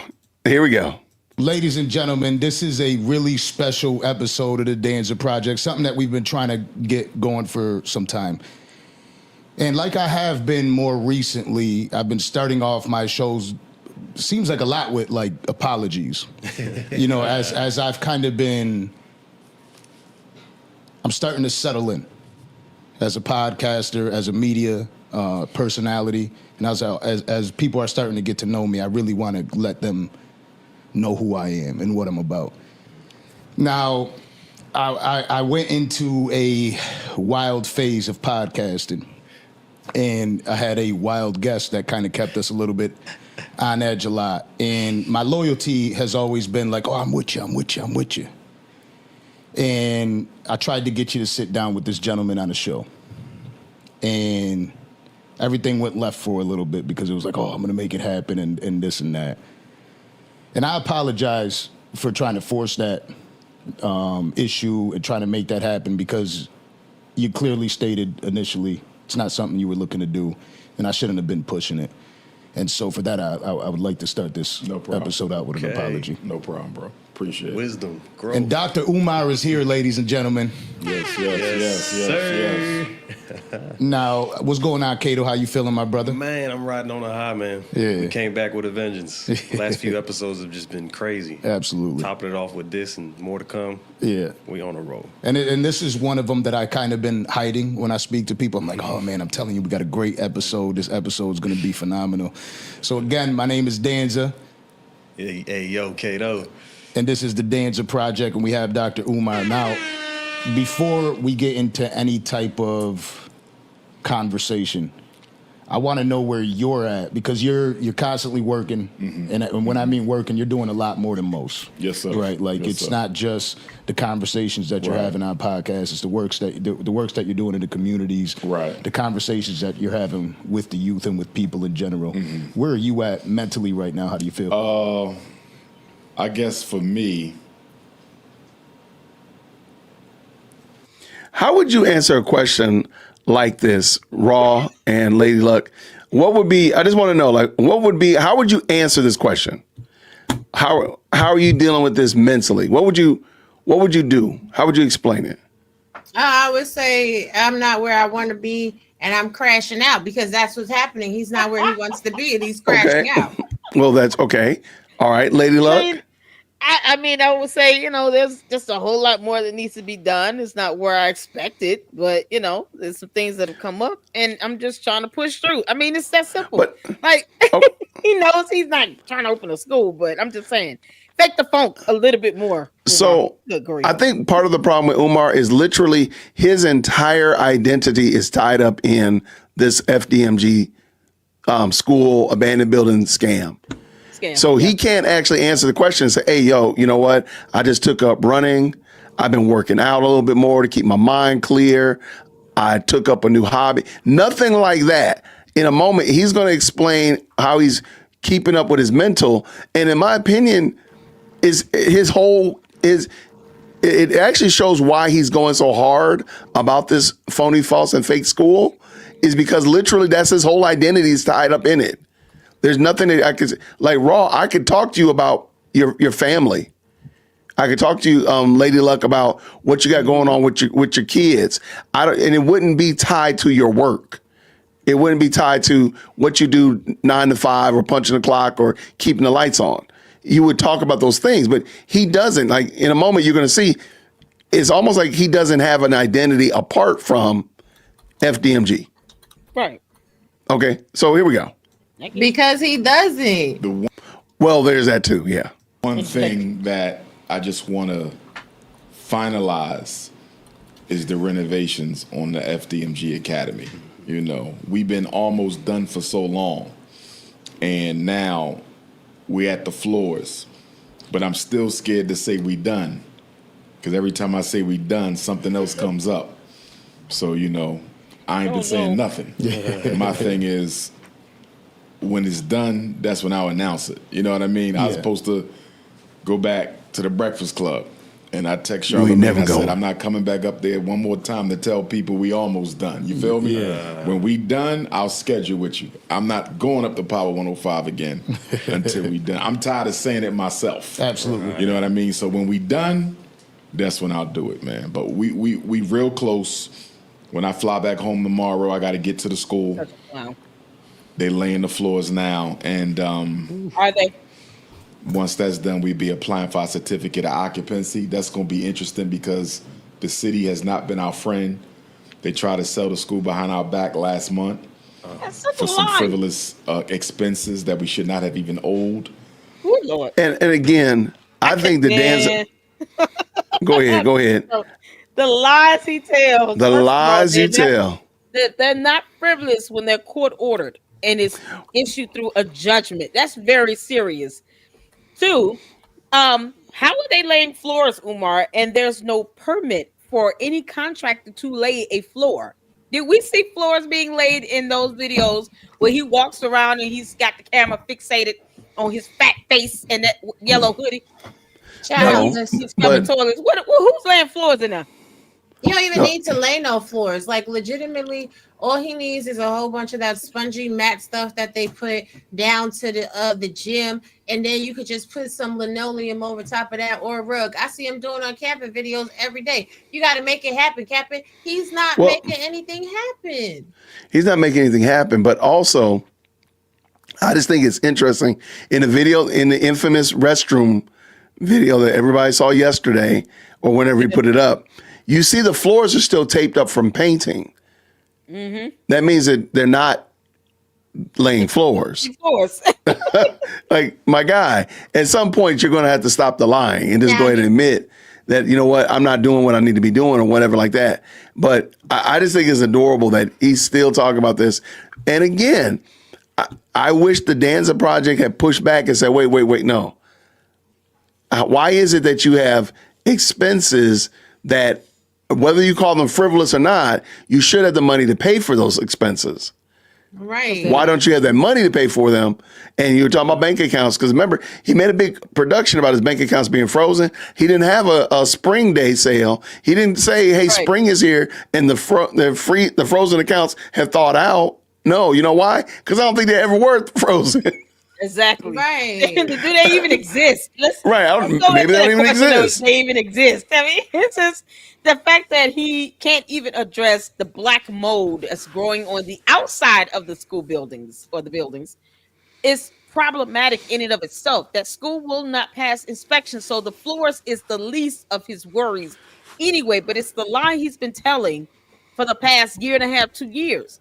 It's the same lie he told when he was supposed to open it and then it was allegedly vandalized with no police report. So Never. this is the same Yeah. lie he keeps peddling, and he's Well- like just stuck on that. And because he knows they're not researched, they didn't look at anything before they had him on. They're just sitting here buying it on their platform. So disingenuous. I'm not gonna let y'all. I can't let y'all do this. I can't let y'all do this to Umar Futunde Mupapo. Okay, Wakanda forever. Intergalactic rib tip. Shout out to Cooking with Frank.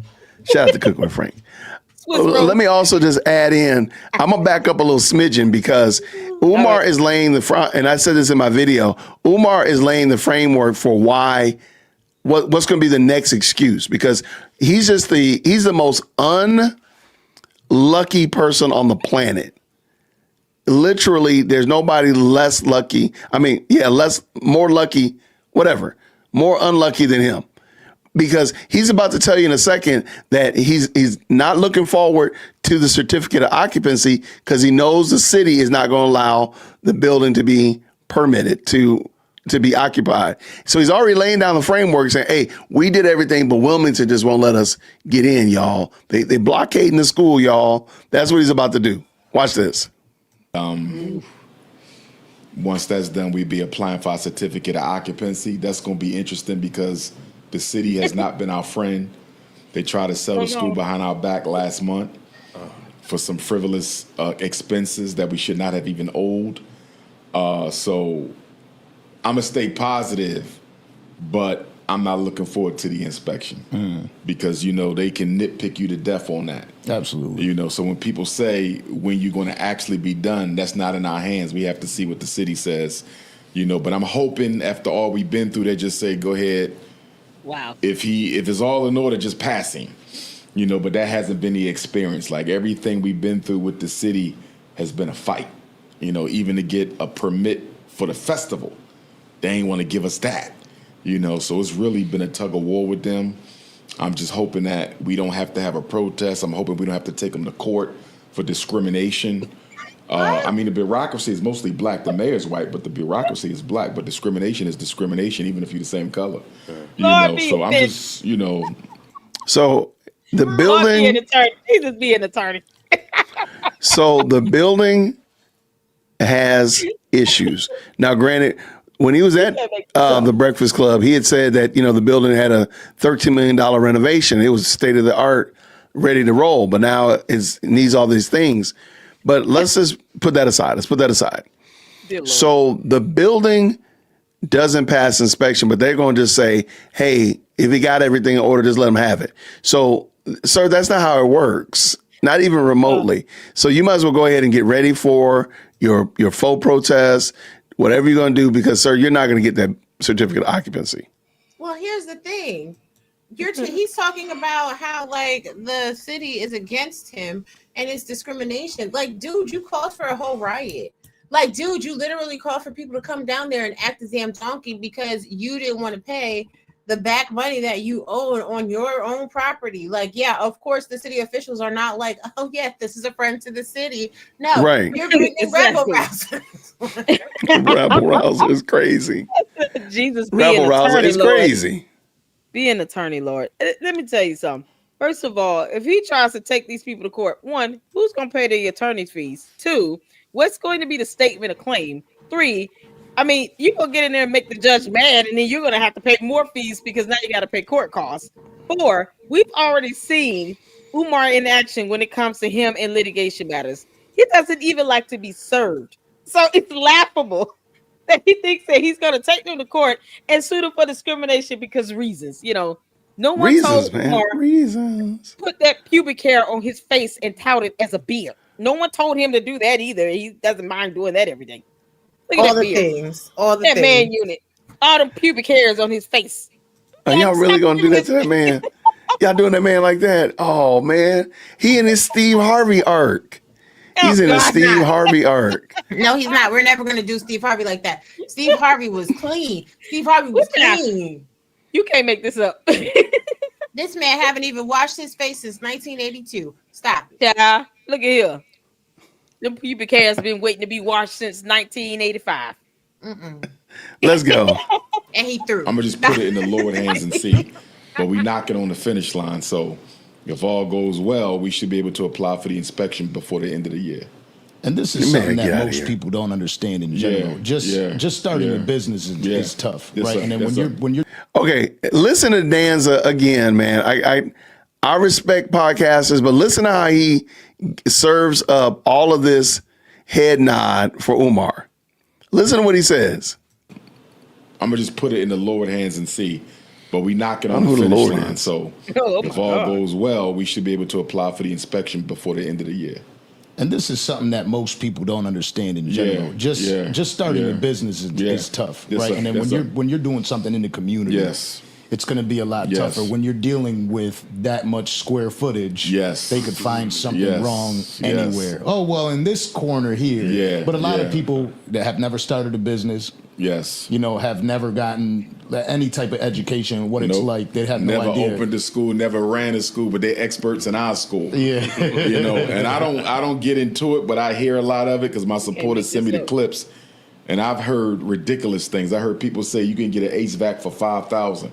That's a $50,000 unit up there, and that was. What'd you say? I tell you can't make this up.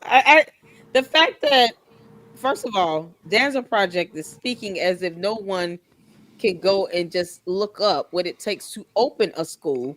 And then he says, people don't understand how it works. Like no one understands the art of business. So why not ask Umar, what is his financial plan to pay these teachers and staff and pay insurance for these teachers and staff? Like, what is your financial plan to bring in revenue then?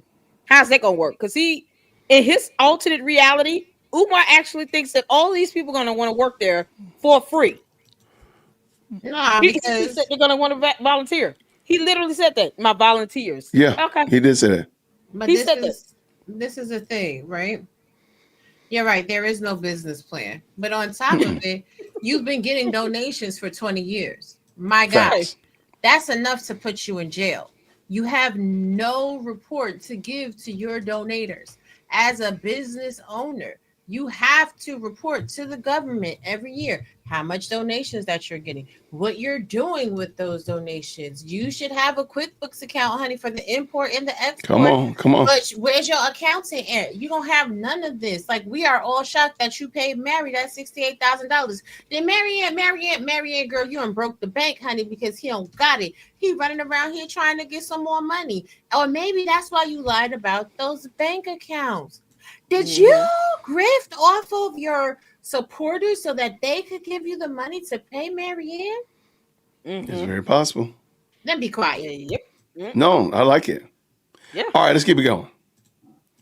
The cheap one, you feel me? Yeah. This is not a house. This is a school. You're not getting no HVAC for no $5,000. You know what I mean? Every utility that we had repaired, plumbing, HVAC, electric, every one cost us well over $100,000. Nothing was under $100K for repair. So when I hear people say he could have got this done for $5,000, you don't know what you're talking about. Yeah.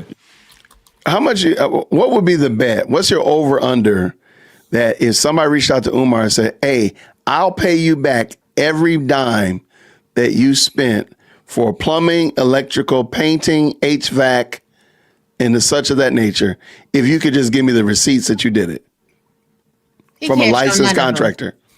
Say again. He can't show none of them, not one. I don't think he would be able to.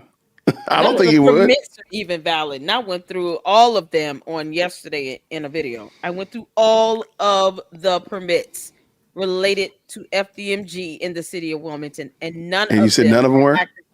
None of them. Only one is in reviewing status. The rest are expired.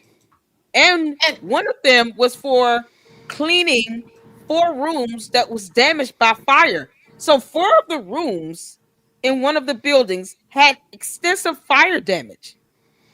Did y'all know that? That's crazy word. No, I didn't know that. That was it. That was on a permit. I went over in the video. 4 of the rooms had extensive fire damage. What was that on fire? It was I pulled it up on the permit. Look, now he said you can't get HVAC for that building unless you spend $50,000. This is a 3-ton 14 SEER commercial package air conditioner for less than $6,000. So is it that you can get the product for the appropriate prices, or you too busy stunting? I will wait. Yep. I mean, there it is. I mean, it's there. It's a whole I would ask some questions. I mean, you still got to get it installed. Maybe he's talking about install. I don't know. But I like it. Good catch. All right, let's see what Dan's talking about. Let's go. But my thing is, if you never did it, why are you speaking on it? And if you're not doing anything for the people, why are you speaking on it? See, that's my thing. I don't think people who don't. So if you ain't never been married, why you speaking on it? That's if a fact. You ain't never been a father in the house, why you speaking on it? That's a fact. Hold on, let me get the sound effect for you. Hold on, let me get the sound effect. Come on with the organ. Come on with the organ. Hold on, I'm gonna get you. Man, okay, maybe we'll go back to organ. No, here we go. Let's go. There we go. That's what we need. Because people that ain't never been nothing shouldn't be talking on it. I mean, I'm right there with you. There's plenty of people that are in your audience that do commentary on your failed business venture, that have opened successful businesses and knows what it takes. There is no business planning, Umar. Otherwise, you would have just given us a business plan. Exactly. He's such a client. I like it. All right, here we go. Don't do work could criticize people who do work. Now, if you're doing the work, you say, look, I built me a relevant institution. You can speak to it because you did it. We're being questioned and criticized by people who do nothing. And that's why I'm so tight-lipped on it, because I'm like, I don't owe you no answers. On top of the fact you never donated. Yes, you do, on top of the fact you never drove by there and picked up a piece. But also, yes, he's taking all the money. No. Like, you begging I'm sorry, y'all. I'm going to be quiet. I promise y'all I am. But you're literally begging the public for money. When you come out here and you're not that dude. And you can't say Right. I went to the bank and got a line of credit. Because see, let's have brass tacks for a moment, shall we?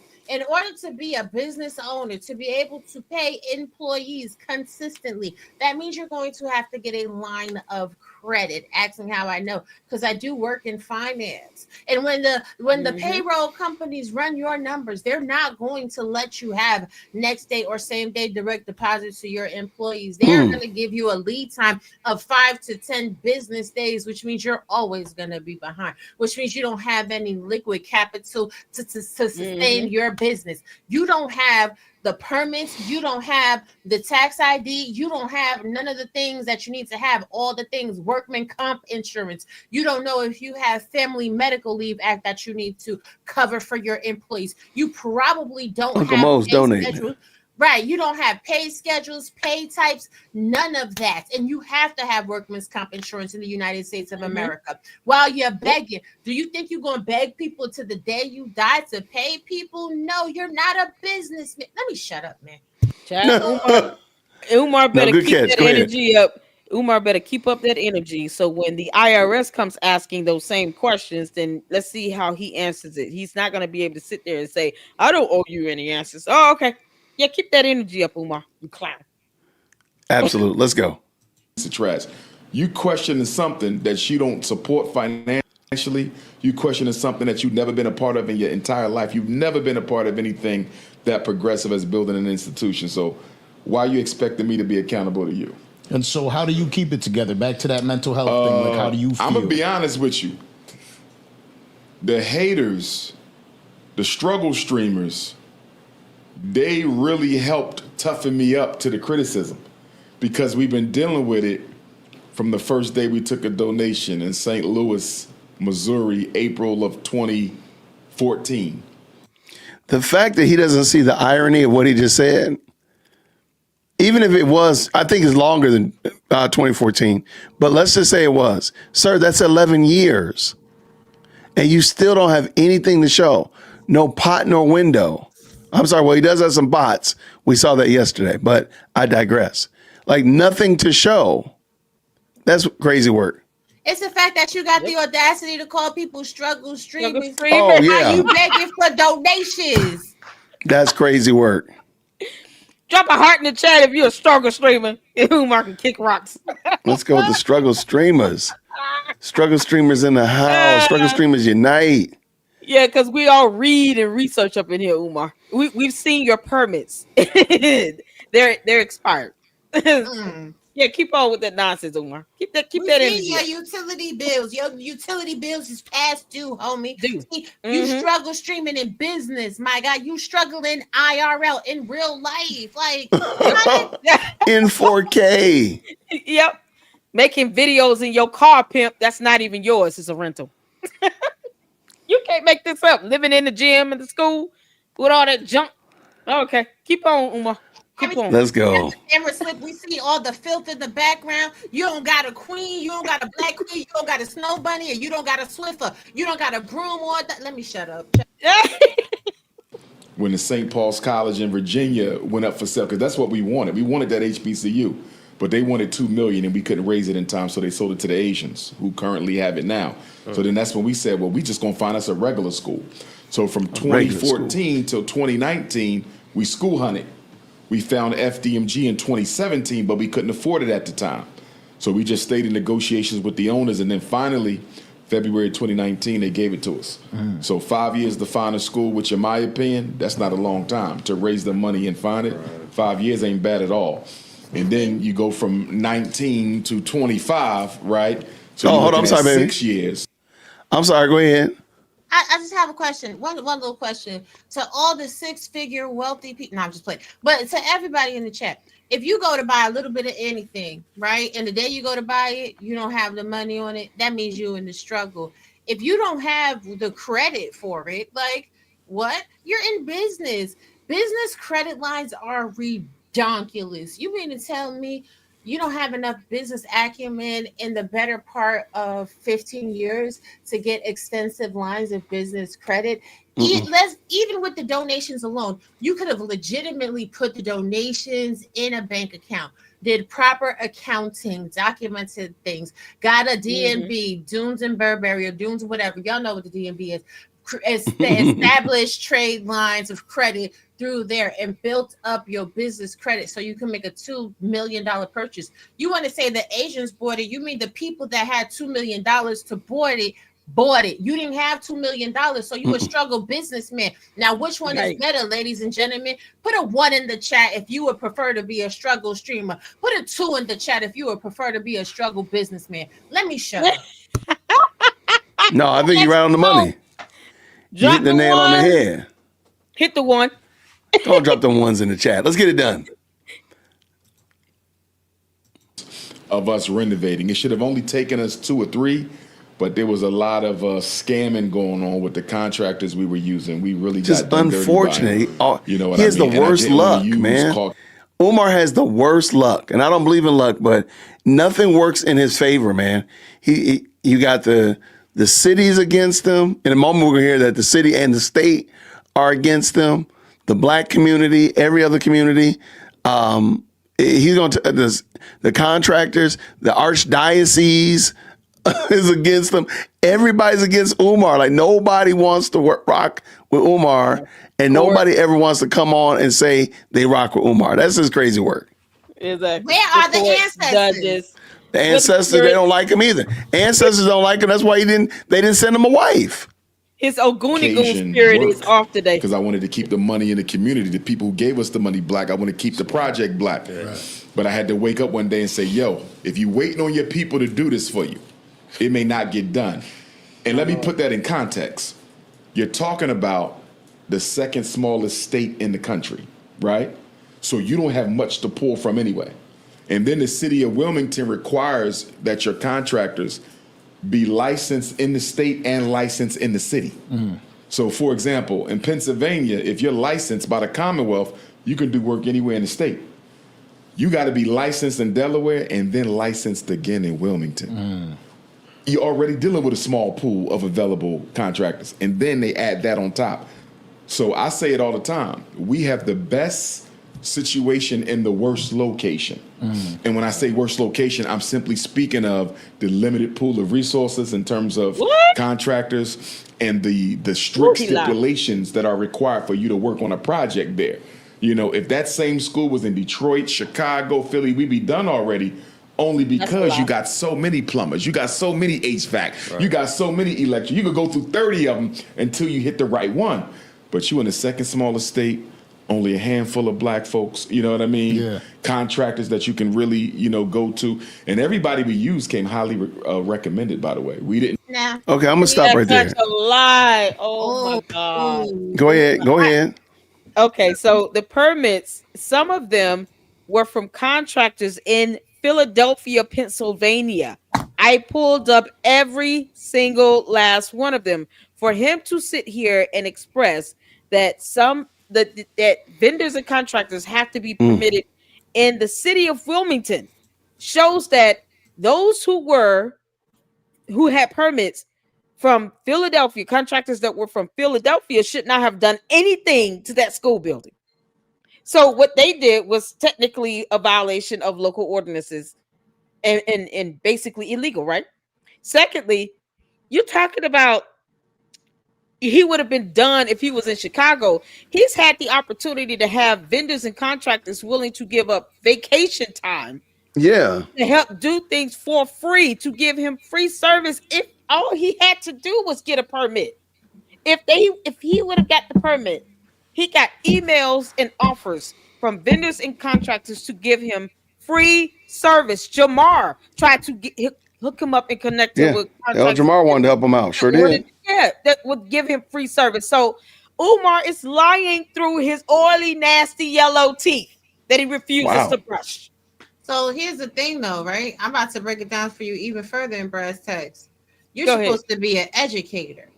You want to keep black dollars within the black community? This is where you know the difference between a boss and a buster. See, you're a boss, so you should have went around Wilmington and found little black young boys that wanted to have a trade to be able to have a education and the ability to create revenue and income within their community for the rest of their life. You should have sponsored quite a few gentlemen to go to school for all the trades that you needed for FDMG. That would have been a tax write-off, and you would have had a lifetime of loyalty and fealty and people that would have worked on your bills, on your business. You could have made it a contract that they would have to work for FDMG for the first year in order to, you know, recompense you for what you spent for their education.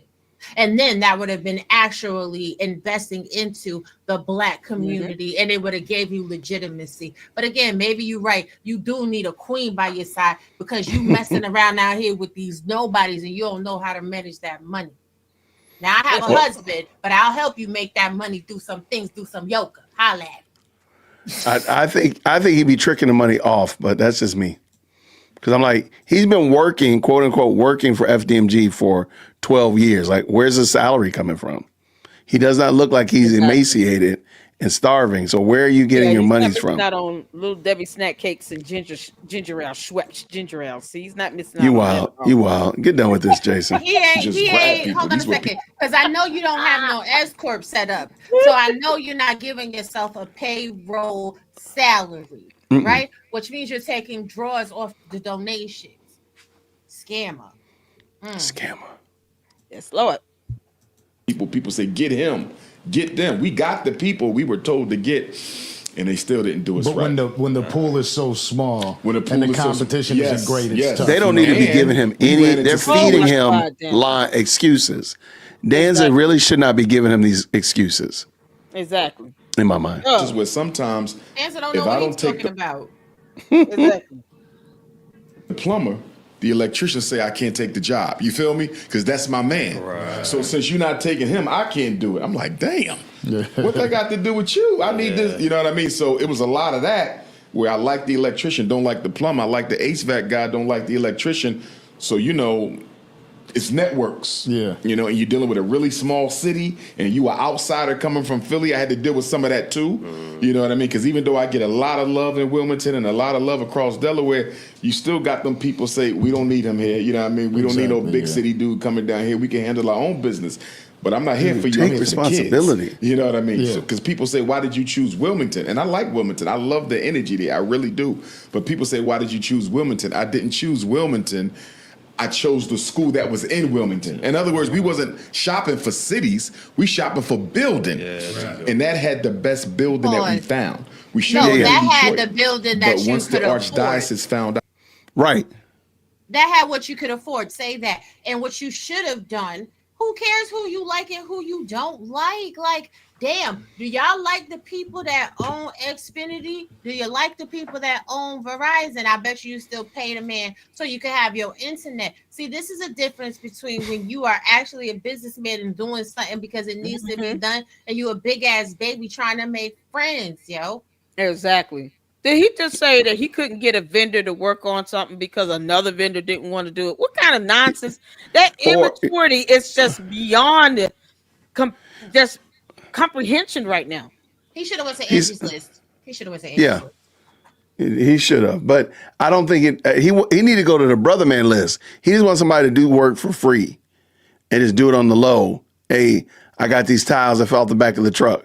That's what he wants. He doesn't want somebody who's gonna hold him accountable. Is gonna come with business insurance. He don't want that. He just wants somebody to do the work. Maybe possibly get paid with some some Hennessy and a pack of Newports. So because y'all know. Wait. Because y'all know there is a contractor on YouTube that he hired to do some work. And then he never gave them the money. And then he said they was a struggle streamer. Then he tried to engage flying monkeys to attack that man because he ain't never pay him. Shout out to the Umar sector. But did he not offer him some Crown Royal and some Terratons? He offered him an air mattress. He offered him an air mattress in the FDMG. Stop. Right. The bando. You The know, tacos, a bando. burrito, something. You got to throw in some food with that because you know Umar is greedy behind. He loves to eat. Some little Debbie snack cakes. Let's go. Let's stop Sure. playing. All Shopping right. for building. And that had the best building that we found. We should have been in Detroit. But once the archdiocese found out who I was, they wouldn't sell me none of the schools. I knew we was in Detroit. Me and my mother was preparing to move to Detroit. I said, Mom, we going to Detroit. We out. It's going to be This cool. was- She said, I don't care. Let's go. And then the Jewish realtor for the archdiocese, and I thought that was interesting that the archdiocese had a Jew, because if you understand that history, but he said they want to see your curriculum. I said, we buying the school cash money. What you need to see my curriculum for? This ain't no charter school. You follow what? Press F for doubt. Press Oh, press my X for God. doubt. Put an X in the chat if you doubt that happened. Please just put an X in the chat if you don't think that happened. I do not believe anybody said they need to see your Oh my curriculum. God. What? To buy a No. building. Right, to buy a building. Here's the thing. Oh, dear Lord. Go ahead. Oh, Umar keeps on coming with this bull cocky. So if you think that people were not going to sell you property because of who you are, where is your business structure in place so that you are hidden behind some layers then? Right. Just tell the truth that you broke, man. Damn, if you told the truth, people might actually still believe in you. I'm broke. I done messed up the church's money. Please forgive me and help me be great again.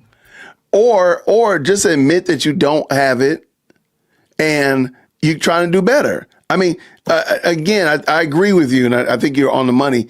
But why, if they said they wanted to see your curriculum whenever ago, back in 2019, do you have your curriculum now? Maybe Danza would say, hey, if Danza said he would stroke you a check for whatever it cost you, all you gotta do is show me your curriculum from K to 8, well materialized and put together. Let's go. I bet you would still be, you leave from there as broke as you came in. I have an objection for the court. Go ahead, object. Be pleased at the court.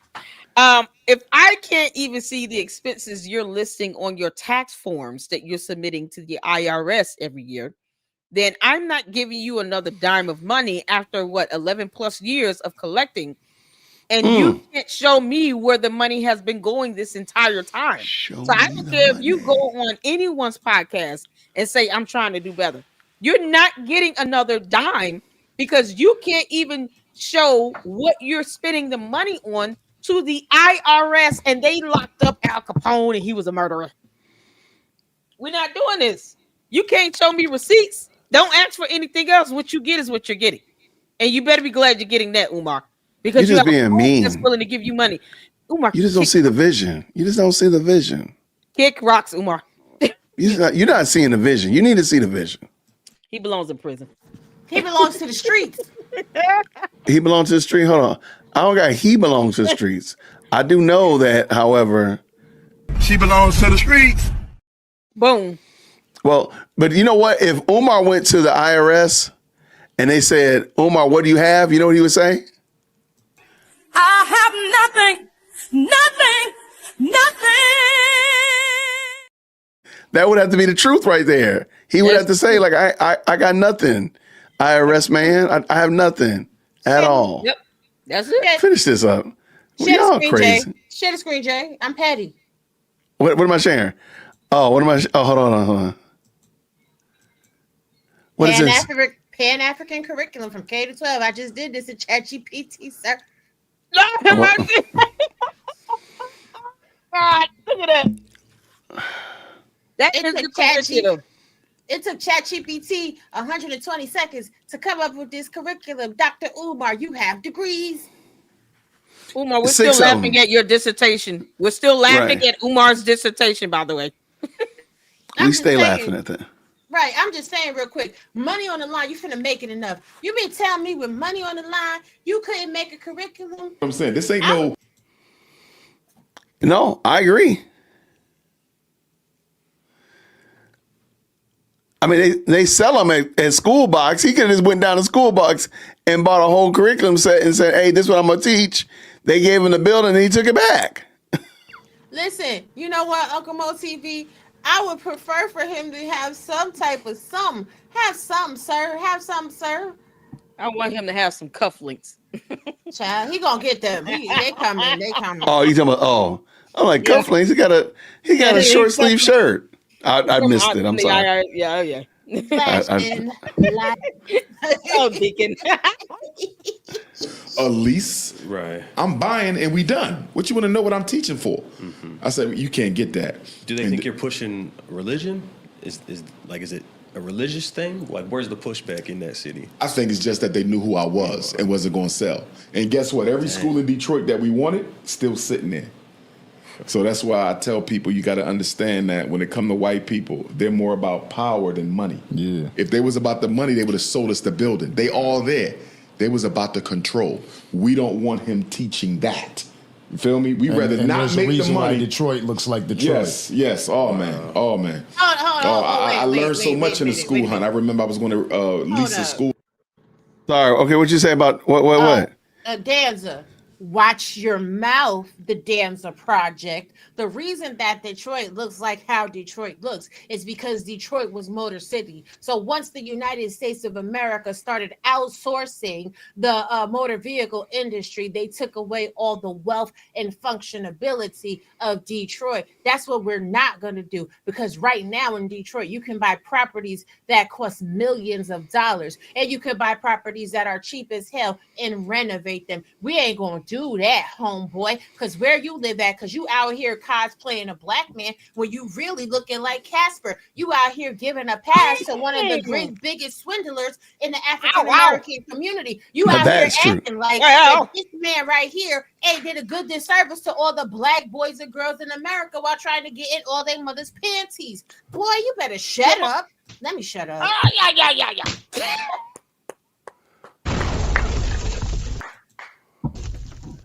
You better say that to somebody. Come on, coach. Ow. I love it. No, I'm right there with you. And I can't rock with Detroit after what they did in RoboCop, the second RoboCop. So after that, I'm done with Detroit. I'm done with it. They get nothing from me at all. Nah. I'm just saying. Nah. Everybody in the 313, put your hands up and come along and follow me. Hey, let me stop. Hey. Girl, in bye. Mount Vernon, Shout out New to York, Eminem. Catholic school, and the supervisor said, "I got to call the Vatican." I said, "What?"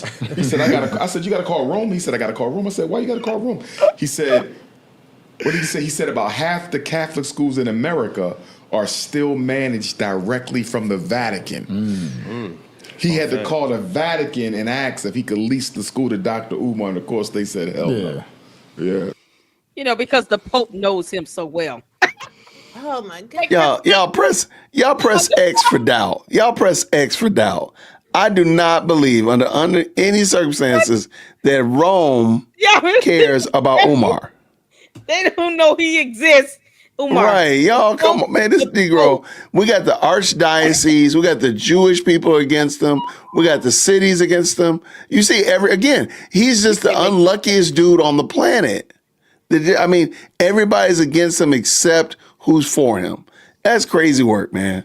And here's the thing, I'm gonna say it ain't nobody gonna like it. Important. If they was against you, what they would have done is let you lease that building and then jack up the prices where you couldn't afford it and bankrupted you, sir. Yeah.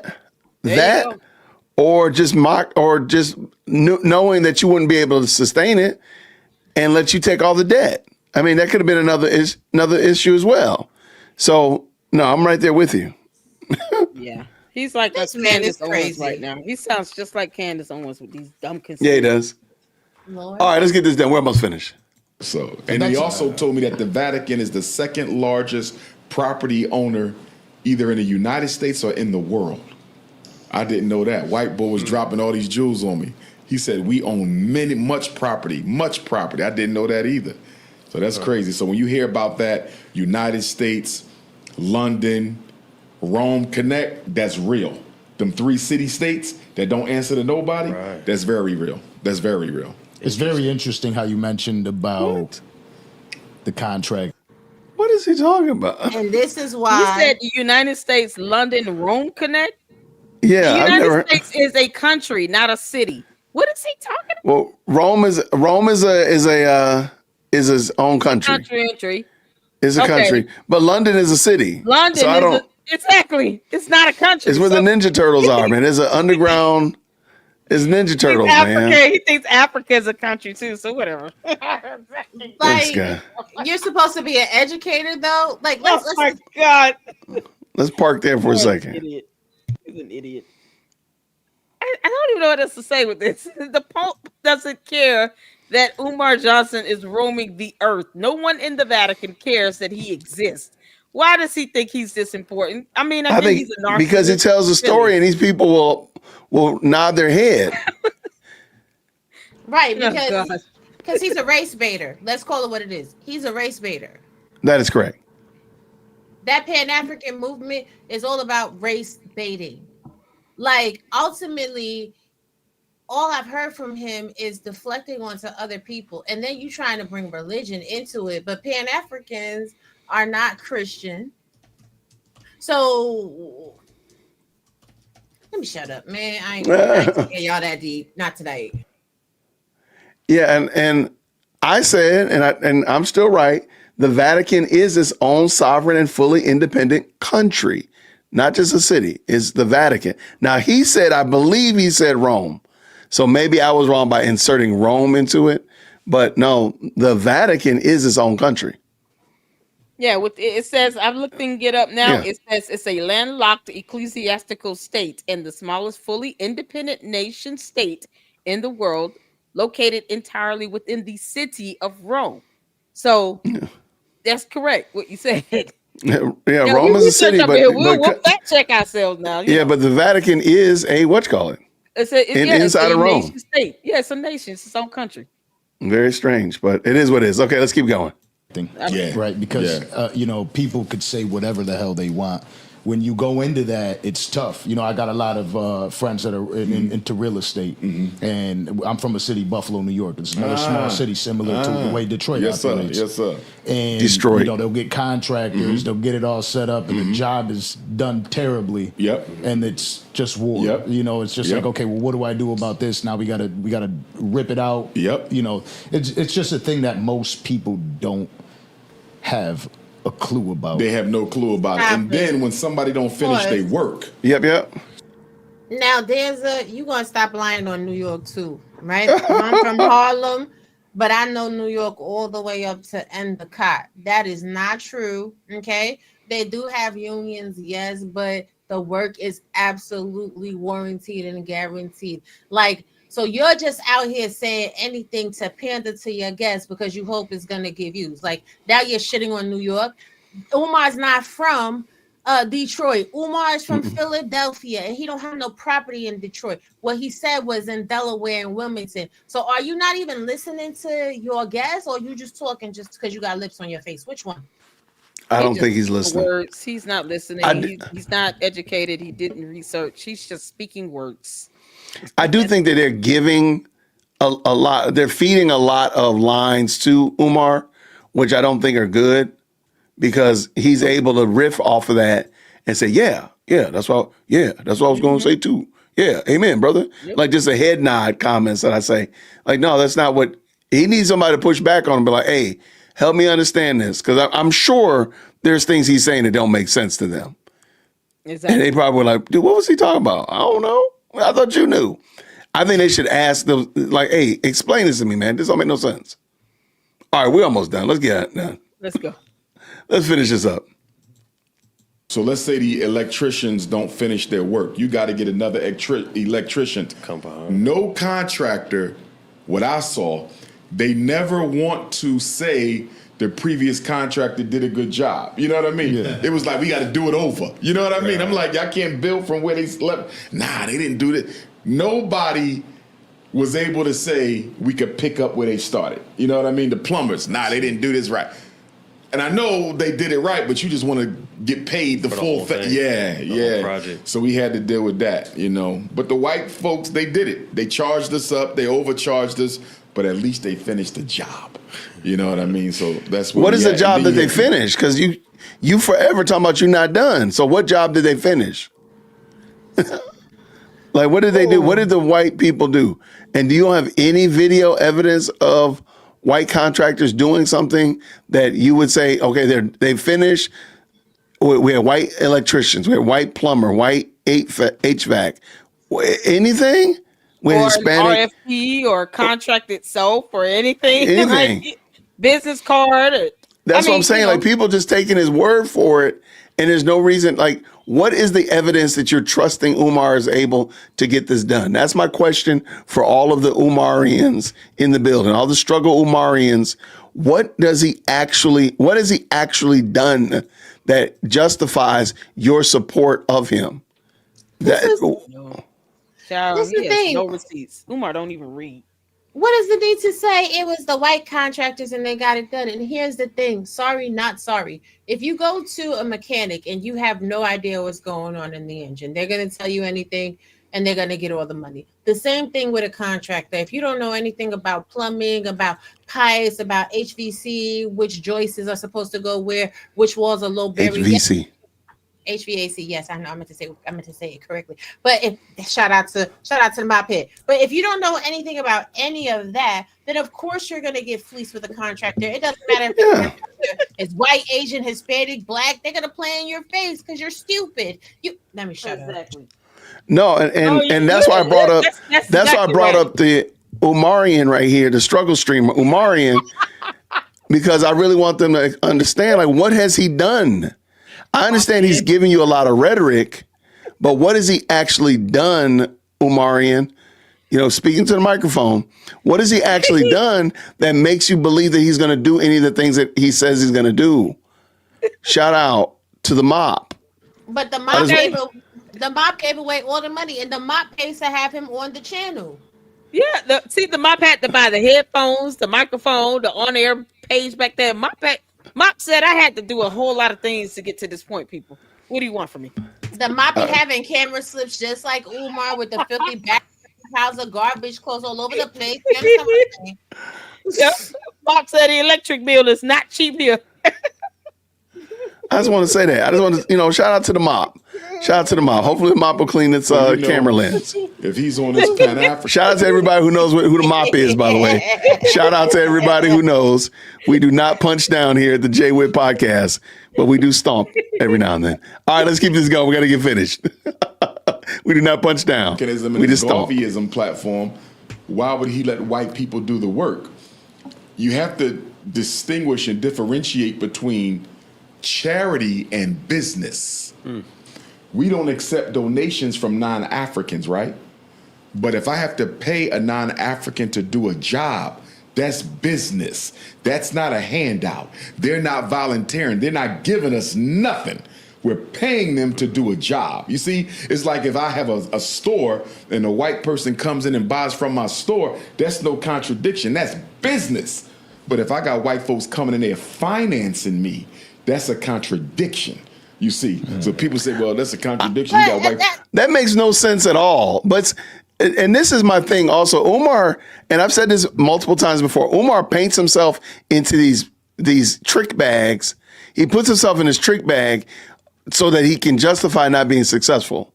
Do you really want me to believe, does Umar really want me to believe that the only people that have been sending him money, the only people that have been quote unquote supporting him have been people of high melanin? Am I supposed to believe that? When you take cash apps and you don't know where they come from? Right. Exactly. You don't know Venmos and PayPals and all that. Right. You don't got to check the box, yes, I'm black. Or you need, I can quote the color purple before you send him money? Like, what are you talking about, man? Did he not get a consideration? Right. Did he not get a consideration for being on the Danza show? The Danza show is not black. Facts and evidence. Exactly. They're Hispanic, Latinos. I mean, they're certainly not black. So right, but wait, on that. We're gonna take it deeper. He's the most requested scholar in educational spaces all across the globe. He was just in Sweden. What black person in Sweden paid you to be there? Exactly. I'll wait. And what educational space? We'll wait. We all know he's not smart, but okay. All right, let's get done with this because we're almost finished. Let's go. And it's past our bedtime. All right, let's go. Folks doing the work. That's called business, bro. That's just business. Fee for service. It's not a handout. Fair exchange. Now, if they was financing us, that would be a contradiction because you give up your sovereignty with them. And so how do you keep it together? Because that sounds extremely stressful. I tell you how I keep it together. Okay, so notice, and this is interesting because this whole episode, Danza has been asking about his mental health. And he actually asked it 3 different times. He comes back to your mental health. How do you keep your mental health? How you keep your mental health in check? So on and so forth. I thought that was very interesting. He was not letting that go. He was not going to let him dance around that mental health game. So we're going to see what Umar actually says about his mental health. And I think we already know what it is. Number 1, I believe I was born to do the work that I do. Okay. That's the priority. The number 1, people say, how you keep going through this. Somebody texted me today when I was on my way here. They said, I'm trying to understand how you continue to keep going after everything people throw at you. Like your bounce back game is crazy. You know what I mean? And for me, I know I was born to do what I'm doing. When you know why you here, you can put up with any what. It's not a thing where I'm like, maybe I shouldn't be building no school. You feel me? I don't have that. No doubt. I know I'm supposed to do it, so I got to deal with whatever comes with it. So number 1, I know I'm doing the work I was born to do. That's number 1. Number 2, I've never cared about what people thought too much. You know what I mean? Like some people, they gotta be. Does anybody believe that? Press X for doubt. If you doubt that Umar doesn't care what people say about him, please press X for doubt. Okay, go ahead. What are you about to say, Raw? I was about to say, if you ain't care what people thought about you, you wouldn't be out here calling people no struggle streamers. Exactly. Something he is. I mean, literally every one of his pejoratives is because somebody said something to him. Struggle streamers, bunny hoppers, the Book of Negroes, fill in the blank is Haters. all because people talk about him. Like, yes, you do care.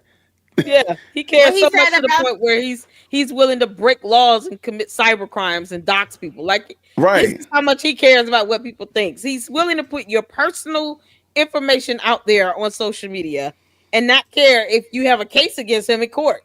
That's how much he does not care about what you think. Because He uses his free speech to incite violence. This man weaponized his platform to go attack a woman by lying and saying that she took access to his bank account and she tried to do something to his mother because he didn't like what she was saying on social media. This man attacked his own daughter, the flesh of his flesh, the blood of his blood, because she was reaching out to be in touch with her father. This man is a POS. Y'all better stop giving this man any money. This man ain't never going to thrive or prosper because this man didn't take care of the children that he gave birth to. And this man told people for years that he didn't give a damn about his daughters and he blamed their mothers. Now he's out here trying to act like he's going to take care of your kids. And you got stupid ninjas like the mop out here trying to fight everybody, going around gang banging on the keyboards and comments and stuff, harassing people about what a no account's good for nothing. Positively. Dude did in his lifetime. Let me shut up. Ooh. All right. I'm gonna put you in the timeout. I gotta put Raw G in timeout. Yes. I gotta put you in timeout, homie. I'll take it. I earned my punishment today. Yeah, you did. Yeah. Let's finish this. Come on now. All right, we done. Here it comes. Outsiders. I don't. They want to be like. I don't care what people think or what people say. And I believe my popularity had a lot to do with that too, because I'm just going to tell you the truth. I don't know if it's going to hurt your feelings. I don't know if you're going to like it. I don't know if you're going to love it, but I'm going to be honest. And I think people have grown to appreciate the honesty of my message, because I get people stop me in the airport all the time. I don't agree with everything you say, you know what I mean? But you're consistent. Whereas a lot of these other guys out here who claim to be into the conscious movement, they not consistent. They'll flip-flop. 1 minute they this, 1 minute they this, 1 minute they this, based on what gets the attention, what gets the money. I've never capitulated my position. You know what I mean? And I think thirdly, You sure about that? you know, I practice Yoruba spirituality. And in Yoruba spirituality, you know, you're born with a guardian angel, guardian spirit. Mine is Ogun. Ogun is the spirit of war, iron, perseverance, determination. Don't quit. Work hard. Come on. That's my guardian spirit. You feel me? So I got to keep going. You know what I mean? So I think that's how I'm able What's to his put up with it. occupation again? What's his He job got again? What? Tell you something. He said he honest. Angela. Ooh, child. He honest. Yeah. He's honestly lying to you. Puts the devil to shame with the way he lies so easily. He's a pathological liar. He lies like he's breathing air, and he doesn't care. He doesn't have any consciousness of it. He don't care if his lie costs 1,000 lives in the next second. All he cares about is how does it make people look at me at the end of the day. He only cares about his image. He doesn't even believe the stuff that comes out of his mouth. I don't think so. He I just don't think he wants all does. his other, he wants the Umatardians to continue to believe it. That's it. He doesn't believe none of the stuff he says. That's why he just says it so frivolously. He's the ultimate liar if you've never seen one. That's it. Mop head is the ultimate liar. Umar, you kick rocks and jump off a bridge. He's a panhandler. He's a Yeah, he is. panhandler and a grifter. So of course he's gonna lie, and of course he's gonna say whatever he gotta say. This is how he eat. The gag of it all is that he eating good off the neighborhood. Yep. That's crazy work, man. Broke And people who are broke, struggling, living check to check too. He's not going after the rich, wealthy people because he doesn't want the wealthy donors to give him money, as if money has some sort of name or face to it, like that, like it matters. But he'd rather take money from people who are struggling in these low-income families, single parents that are moms only. He'd rather keep taking their money. I'm gonna tell you because why. he knows they're not going to hold him accountable. Exactly. If you get wealthy donators need receipts because they're going Correct. to claim Yes, their they do. donation on their taxes, which means you are now liable in your business to show how you've used these donations or how you still have held on to them. And I really want people like the mob to take into accountability. He doesn't have an actual profession. You explained to me how he went to Sweden, Africa, this place, that place, the third place, and the school ain't built. Like this Negro was on Drewski's, could have been lusting after all of the young prostitutes that was up there trying to get Drewski in the bag. Like, what are we talking about for real? This is what? No, you're right. Disgusting. I'm disgusted. It's disgusting. Yep. No, you're right on the money. He'd rather leech off of women, have women taking care of him, talking about, I'd rather have a woman holding me down. She's not holding you down. She's raising you like a child. You don't want a real woman. You want someone to be mommy number 2. And no real woman is willing to do any of that for you because they didn't give birth to your behind. So right. He carries himself like people owe him something.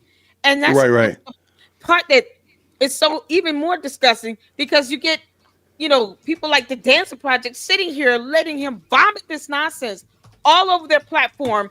And the Danza Project has over 300,000-400,000 subscribers. Sure does, yeah. So you got this audience that you are letting him saying all this nonsense to. It's so irresponsible. It is. And then the same man that says how much he loves black women turns right around and says that white women are the only women that invest into their black men. So what white woman is invested to you right now, Umar? What white woman did you fleece to get that $68,000 to pay Marianne? What white woman is up here encouraging you to do a PR tour? What white woman got you cleaning those poo-poo out the bathrooms down to the FDP? I just want to know real quick. Okay. Who is Colleen? You're not going to find out. Who's that power of attorney listed on the court docket, Umar? We want to know who that is because that's the person that paid off the judgments. You didn't pay a dime. You broke back mop head, cubic hair face, piece of crap. You didn't pay anything towards what a court ordered you to pay. And then now you want. Go ahead. And did Charlemagne pay off your debt to the FDMG school? That's why you really don't want to go back on Power 105.1 because he might mess around and slip and tell. Let me shut up. Okay. That might be Mark it. Lamont here. Mark Lamont, are you still out here trying to help him pay that light bill and water bill? That could be it. That could be it. How's that going? But I think it's fair to say. I think it's fair to say. I think we all can agree. In the chat, by the way, thank y'all so much for rocking with us. That Umar Johnson is nothing more if he's not a grifter and not a deceiver of the community. He is nothing at all. I mean, and I just wanted to look at this. I thought I wanted to look at the whole video, but now I'm actually okay with these 2 segments because it's actually kind of gross. But you know what I do want to do? I'm going to shout out. I don't know who all these people are. There have been some supers that have come in from your particular channels as well. I don't know who they are. Oh, so nice. Bad Duck, thank you so much for blessing the stream with $2. Absolutely. Gremlins for the win. Well, I'm sorry. Now I know that one for sure. Welcome. Welcome. Stolen Pleasures has become a member of the Jay Witt podcast. Thank you so much. Oh, actually, no, it's not the Jay Witt podcast. I don't know where this. Is that mine stolen? It might be. Yours. That's yours. It's yours. Okay. Oh, okay. All right. Shout out. Shout out to you, stolen. I love having the problem. Fill it up. Fill it up. Now, thank you so much, Tice, with the $5 super. This. Garvey sold shares to the Black Star Line to go to Africa and not once stepped on Africa's soil. Other overrated scammer, salute Jay Witt and panel. That's a great catch. Like he didn't do anything he planned on doing, man. Yep. Thank you so much for that $5 super. Shout out to Bad Duck again. Less melanated women. He likes small. Shout out to Bad Duck. Thank you so much for the $2 super. Bad Duck came back again, and spun the block. Was walking down the street when I glanced up and saw an Arab guy on the balcony, hard shaking a rug. So I yelled, "What's the matter, Umar? Won't it start? Y'all are wild." Shout out to Bad Duck with the $5 super. Bad Duck is something else. There's something else right there.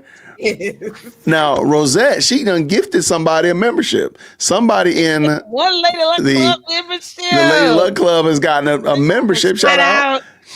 Thank you. But let's go ahead and shout out. Look, now, so we got Amethyst Angel over here. She's been a member for 17 months. Absolutely. Did you know that even Skittles can be used as birth control? Put one between your knees and don't drop it. Shout out. Thank you so much. I love it. I love it. Everybody hates RNT. Great show. Thank you so much for the $5 super. I think this is yours, Raw G. Yes, it is. It is. Okay. That's one of my chaos gremlins. I love it. I love it. I don't know who this is. I don't know who Keeper 116 is, but with that $20 super, thank you so much. Great commentary, guys. Side note, I'll be at the plantation. So happy. Born Day. First drink on me, Raw B. Thank Shout you. out. Now let me explain that. Yeah, You we might need to guys- explain that. We might need a little bit of context here, please. Yes, Saturday at 7:00 p.m. I think I set the live for. We are doing a birthday stream because I can't celebrate my birthday on the actual day. I have work the next day. On my birthday, it is $20 a shot. You guys send me $20. I would take a shot on live. We are also playing a game, so make sure y'all come on through. And we are also celebrating. That's a lot. Which is one of my moderators. Her birthday is on the 18th, and one of my friends as well, whose birthday is on the 19th. We turn it up. Really? Girl, That's going to be very interesting. Woo, child. Okay. Get it in, girl. Happy birthday to you. Happy birthday. All right. Shout out to Michael Anthony with the $2 super. He says this, Umar, remind me of Patty from your second grade class. I told a story about a student I had that she was telling me about that people in her head were telling her things. That's why she was misbehaving. She was, people in her head were telling her stuff. And I'm like, that sounds like Umar. Yeah. Shout out to Shiesty Avenger with the $5 super raw. G, drop it on fire emojis to you. Absolutely, the Shiesty Avengers is crazy. Yes, he's a very good guy. Yes, and he came back. He spun the block. Avengers. Right, and they got a picture of Avengers, and they look shiesty. Shout out again. He just spun the block with another $5 super. Says this: dope conversations deserve dope donations. I agree. That's a great way to end it. I love it. Hey. I agree with them 100%. I appreciate y'all, ladies. Thank y'all so much. Look, he just came through with another $20. Listen, y'all pray for me, okay? Because I may not make it. Last year they got me. They got me real good last year. So we already 2 shots in, and it's not even Saturday. Lord help. Oh my gosh. That's 2 shots right there, girl. Wow. Okay. Thank y'all. I might roll through. I might roll through and I might roll through and see if we can wreak some havoc. But we'll see, girl. I don't know. You might raise the Happy birthday to you. yeah. You might have to raise the going rate for. You said last year you did $20 a shot. Yeah, and last year they punished me. Last year it was Douce, and I had like the bigger bottle of Douce, and I finished that bottle of Douce in an hour. Wow. What? Yeah. I don't even know what that is, but it sounds bad. It's dark. That sounds liquor. painful. Yeah, Okay. It must be burn going down. You might need to get like you might need to raise up the get it some inflation prices or something. $30 or something. Sal said $50 a shot, but All right now. Wow. Well, I love it. Appreciate you, brother. You know, Hey, no problem, friend. No problem at all. You said he's horrible. He said it went downhill from there. Wait, say it again, friend. He said his arm went down from there. It went all down from there. You see, Sal, you like podcasts? I see it. Wow. Oh man, that's gonna be something else. Maybe I'll roll through and check you out. Ladies, thank y'all so much for rocking with me. Thank y'all so much for supporting. Thank you, everybody in the best live chat on the internet. Thank you so much to the Chaos Gremlins. Thank you so much to the LLC, the Clubbers. I appreciate you. You got to come up with a name for your people. I know. I used Lady to just Luck. say LLC, but I guess the Clubbers work. The Clubbers work. That's the Clubbers. The Clubbers. Okay. Oh, like the Clubbers. Raw don't like that. Okay, we'll figure it out. We'll talk about Charms, that. the Lucky Charms, because then The you can Lucky Charms. Lucky Charms. Yes. You know what? The channel name was made. It was an idea from growing up. I read the Joy Luck Club books. That's what kind of sparked the idea for it. So I'm gonna have to come up with something that intertwines with that. But I got to make sure the gentlemen in the LLC are cool with that, because that was like a book that it was like teen girls, like Joy Luck Club. I don't remember it. You boys were big already. This is why your energy matched mine. When I tell you that's my favorite movie, once a year I absolutely sit down and do nothing and watch that long movie because it's so good. Joy Luck Club. Yes. Oh, wow. Yes. Oh, come on, Deacon. You know about the book. I really don't. Okay, wait. You know about the Joy Luck Club books? You gotta watch the movie. You have to. Okay. You either read the books or watch the movie. Yes. Watch the movie and read the book. Do both because it's just perfect. It's yes. Okay. It's so good. Maybe so. What I want to do is I want to watch the movie Gaslight. What I want to do is watch the movie Gaslight. That the term gaslighting comes from. Oh, I think it's actually I've watched it, but I would love to do it as a watch party. But I don't think I can watch it without getting a copyright. But maybe I'll do it. Is it on Netflix? It's I think it's in Amazon. I think I saw it in Amazon when I watched it. I think I watched it on Prime. Why do you have to keep it up as a watch party? No, I'm saying watch it with everybody so we're gonna watch it together. No. What I'm saying is you can watch it with everybody. Whoever comes, they get it while it's light. While it's lit. Oh, I got you. Delete. Oh, yeah, that wouldn't be bad. Okay. Yeah, here it is right here. Did I rent it? I don't think I rented it. I watched it online. Okay, I'll find it. But anyway, I thought it was a good movie. And it kind of gives you a good understanding of the term that we use, gaslighting. Because it does make sense. When you watch the movie, it makes total sense then. Okay. Lord Jesus. Okay. I'm about to check it out. Okay, cool. No, Shiesty, I'm gonna get you. Don't show that. Don't show that last super chat. We see it anyway. So, What is it? Oh my God. Y'all are absolutely wild. Y'all have a great night. the mob thing. You just have to. If you know, you know. If you know, you know. Y'all, thank y'all so much for rocking with us. We got to do this again. This is fun. Oh yeah, we do. Oh, most certainly. Everybody, thank y'all so much for rocking with us. Have a fantastic night. Peace, and I will see you all real soon. Grace and peace, everybody. Bye. Thank you so much for tuning in to another episode of the Jay Whitt Podcast. If you enjoyed today's show, please do me a favor and hit me up with that 3-piece special. Like the video, subscribe, and of course, share it with somebody who would also enjoy this type of content. And make sure you leave a comment because I do pin the best comments to the top. So thank you so much for tuning in today. And until next time, everybody, grace and peace.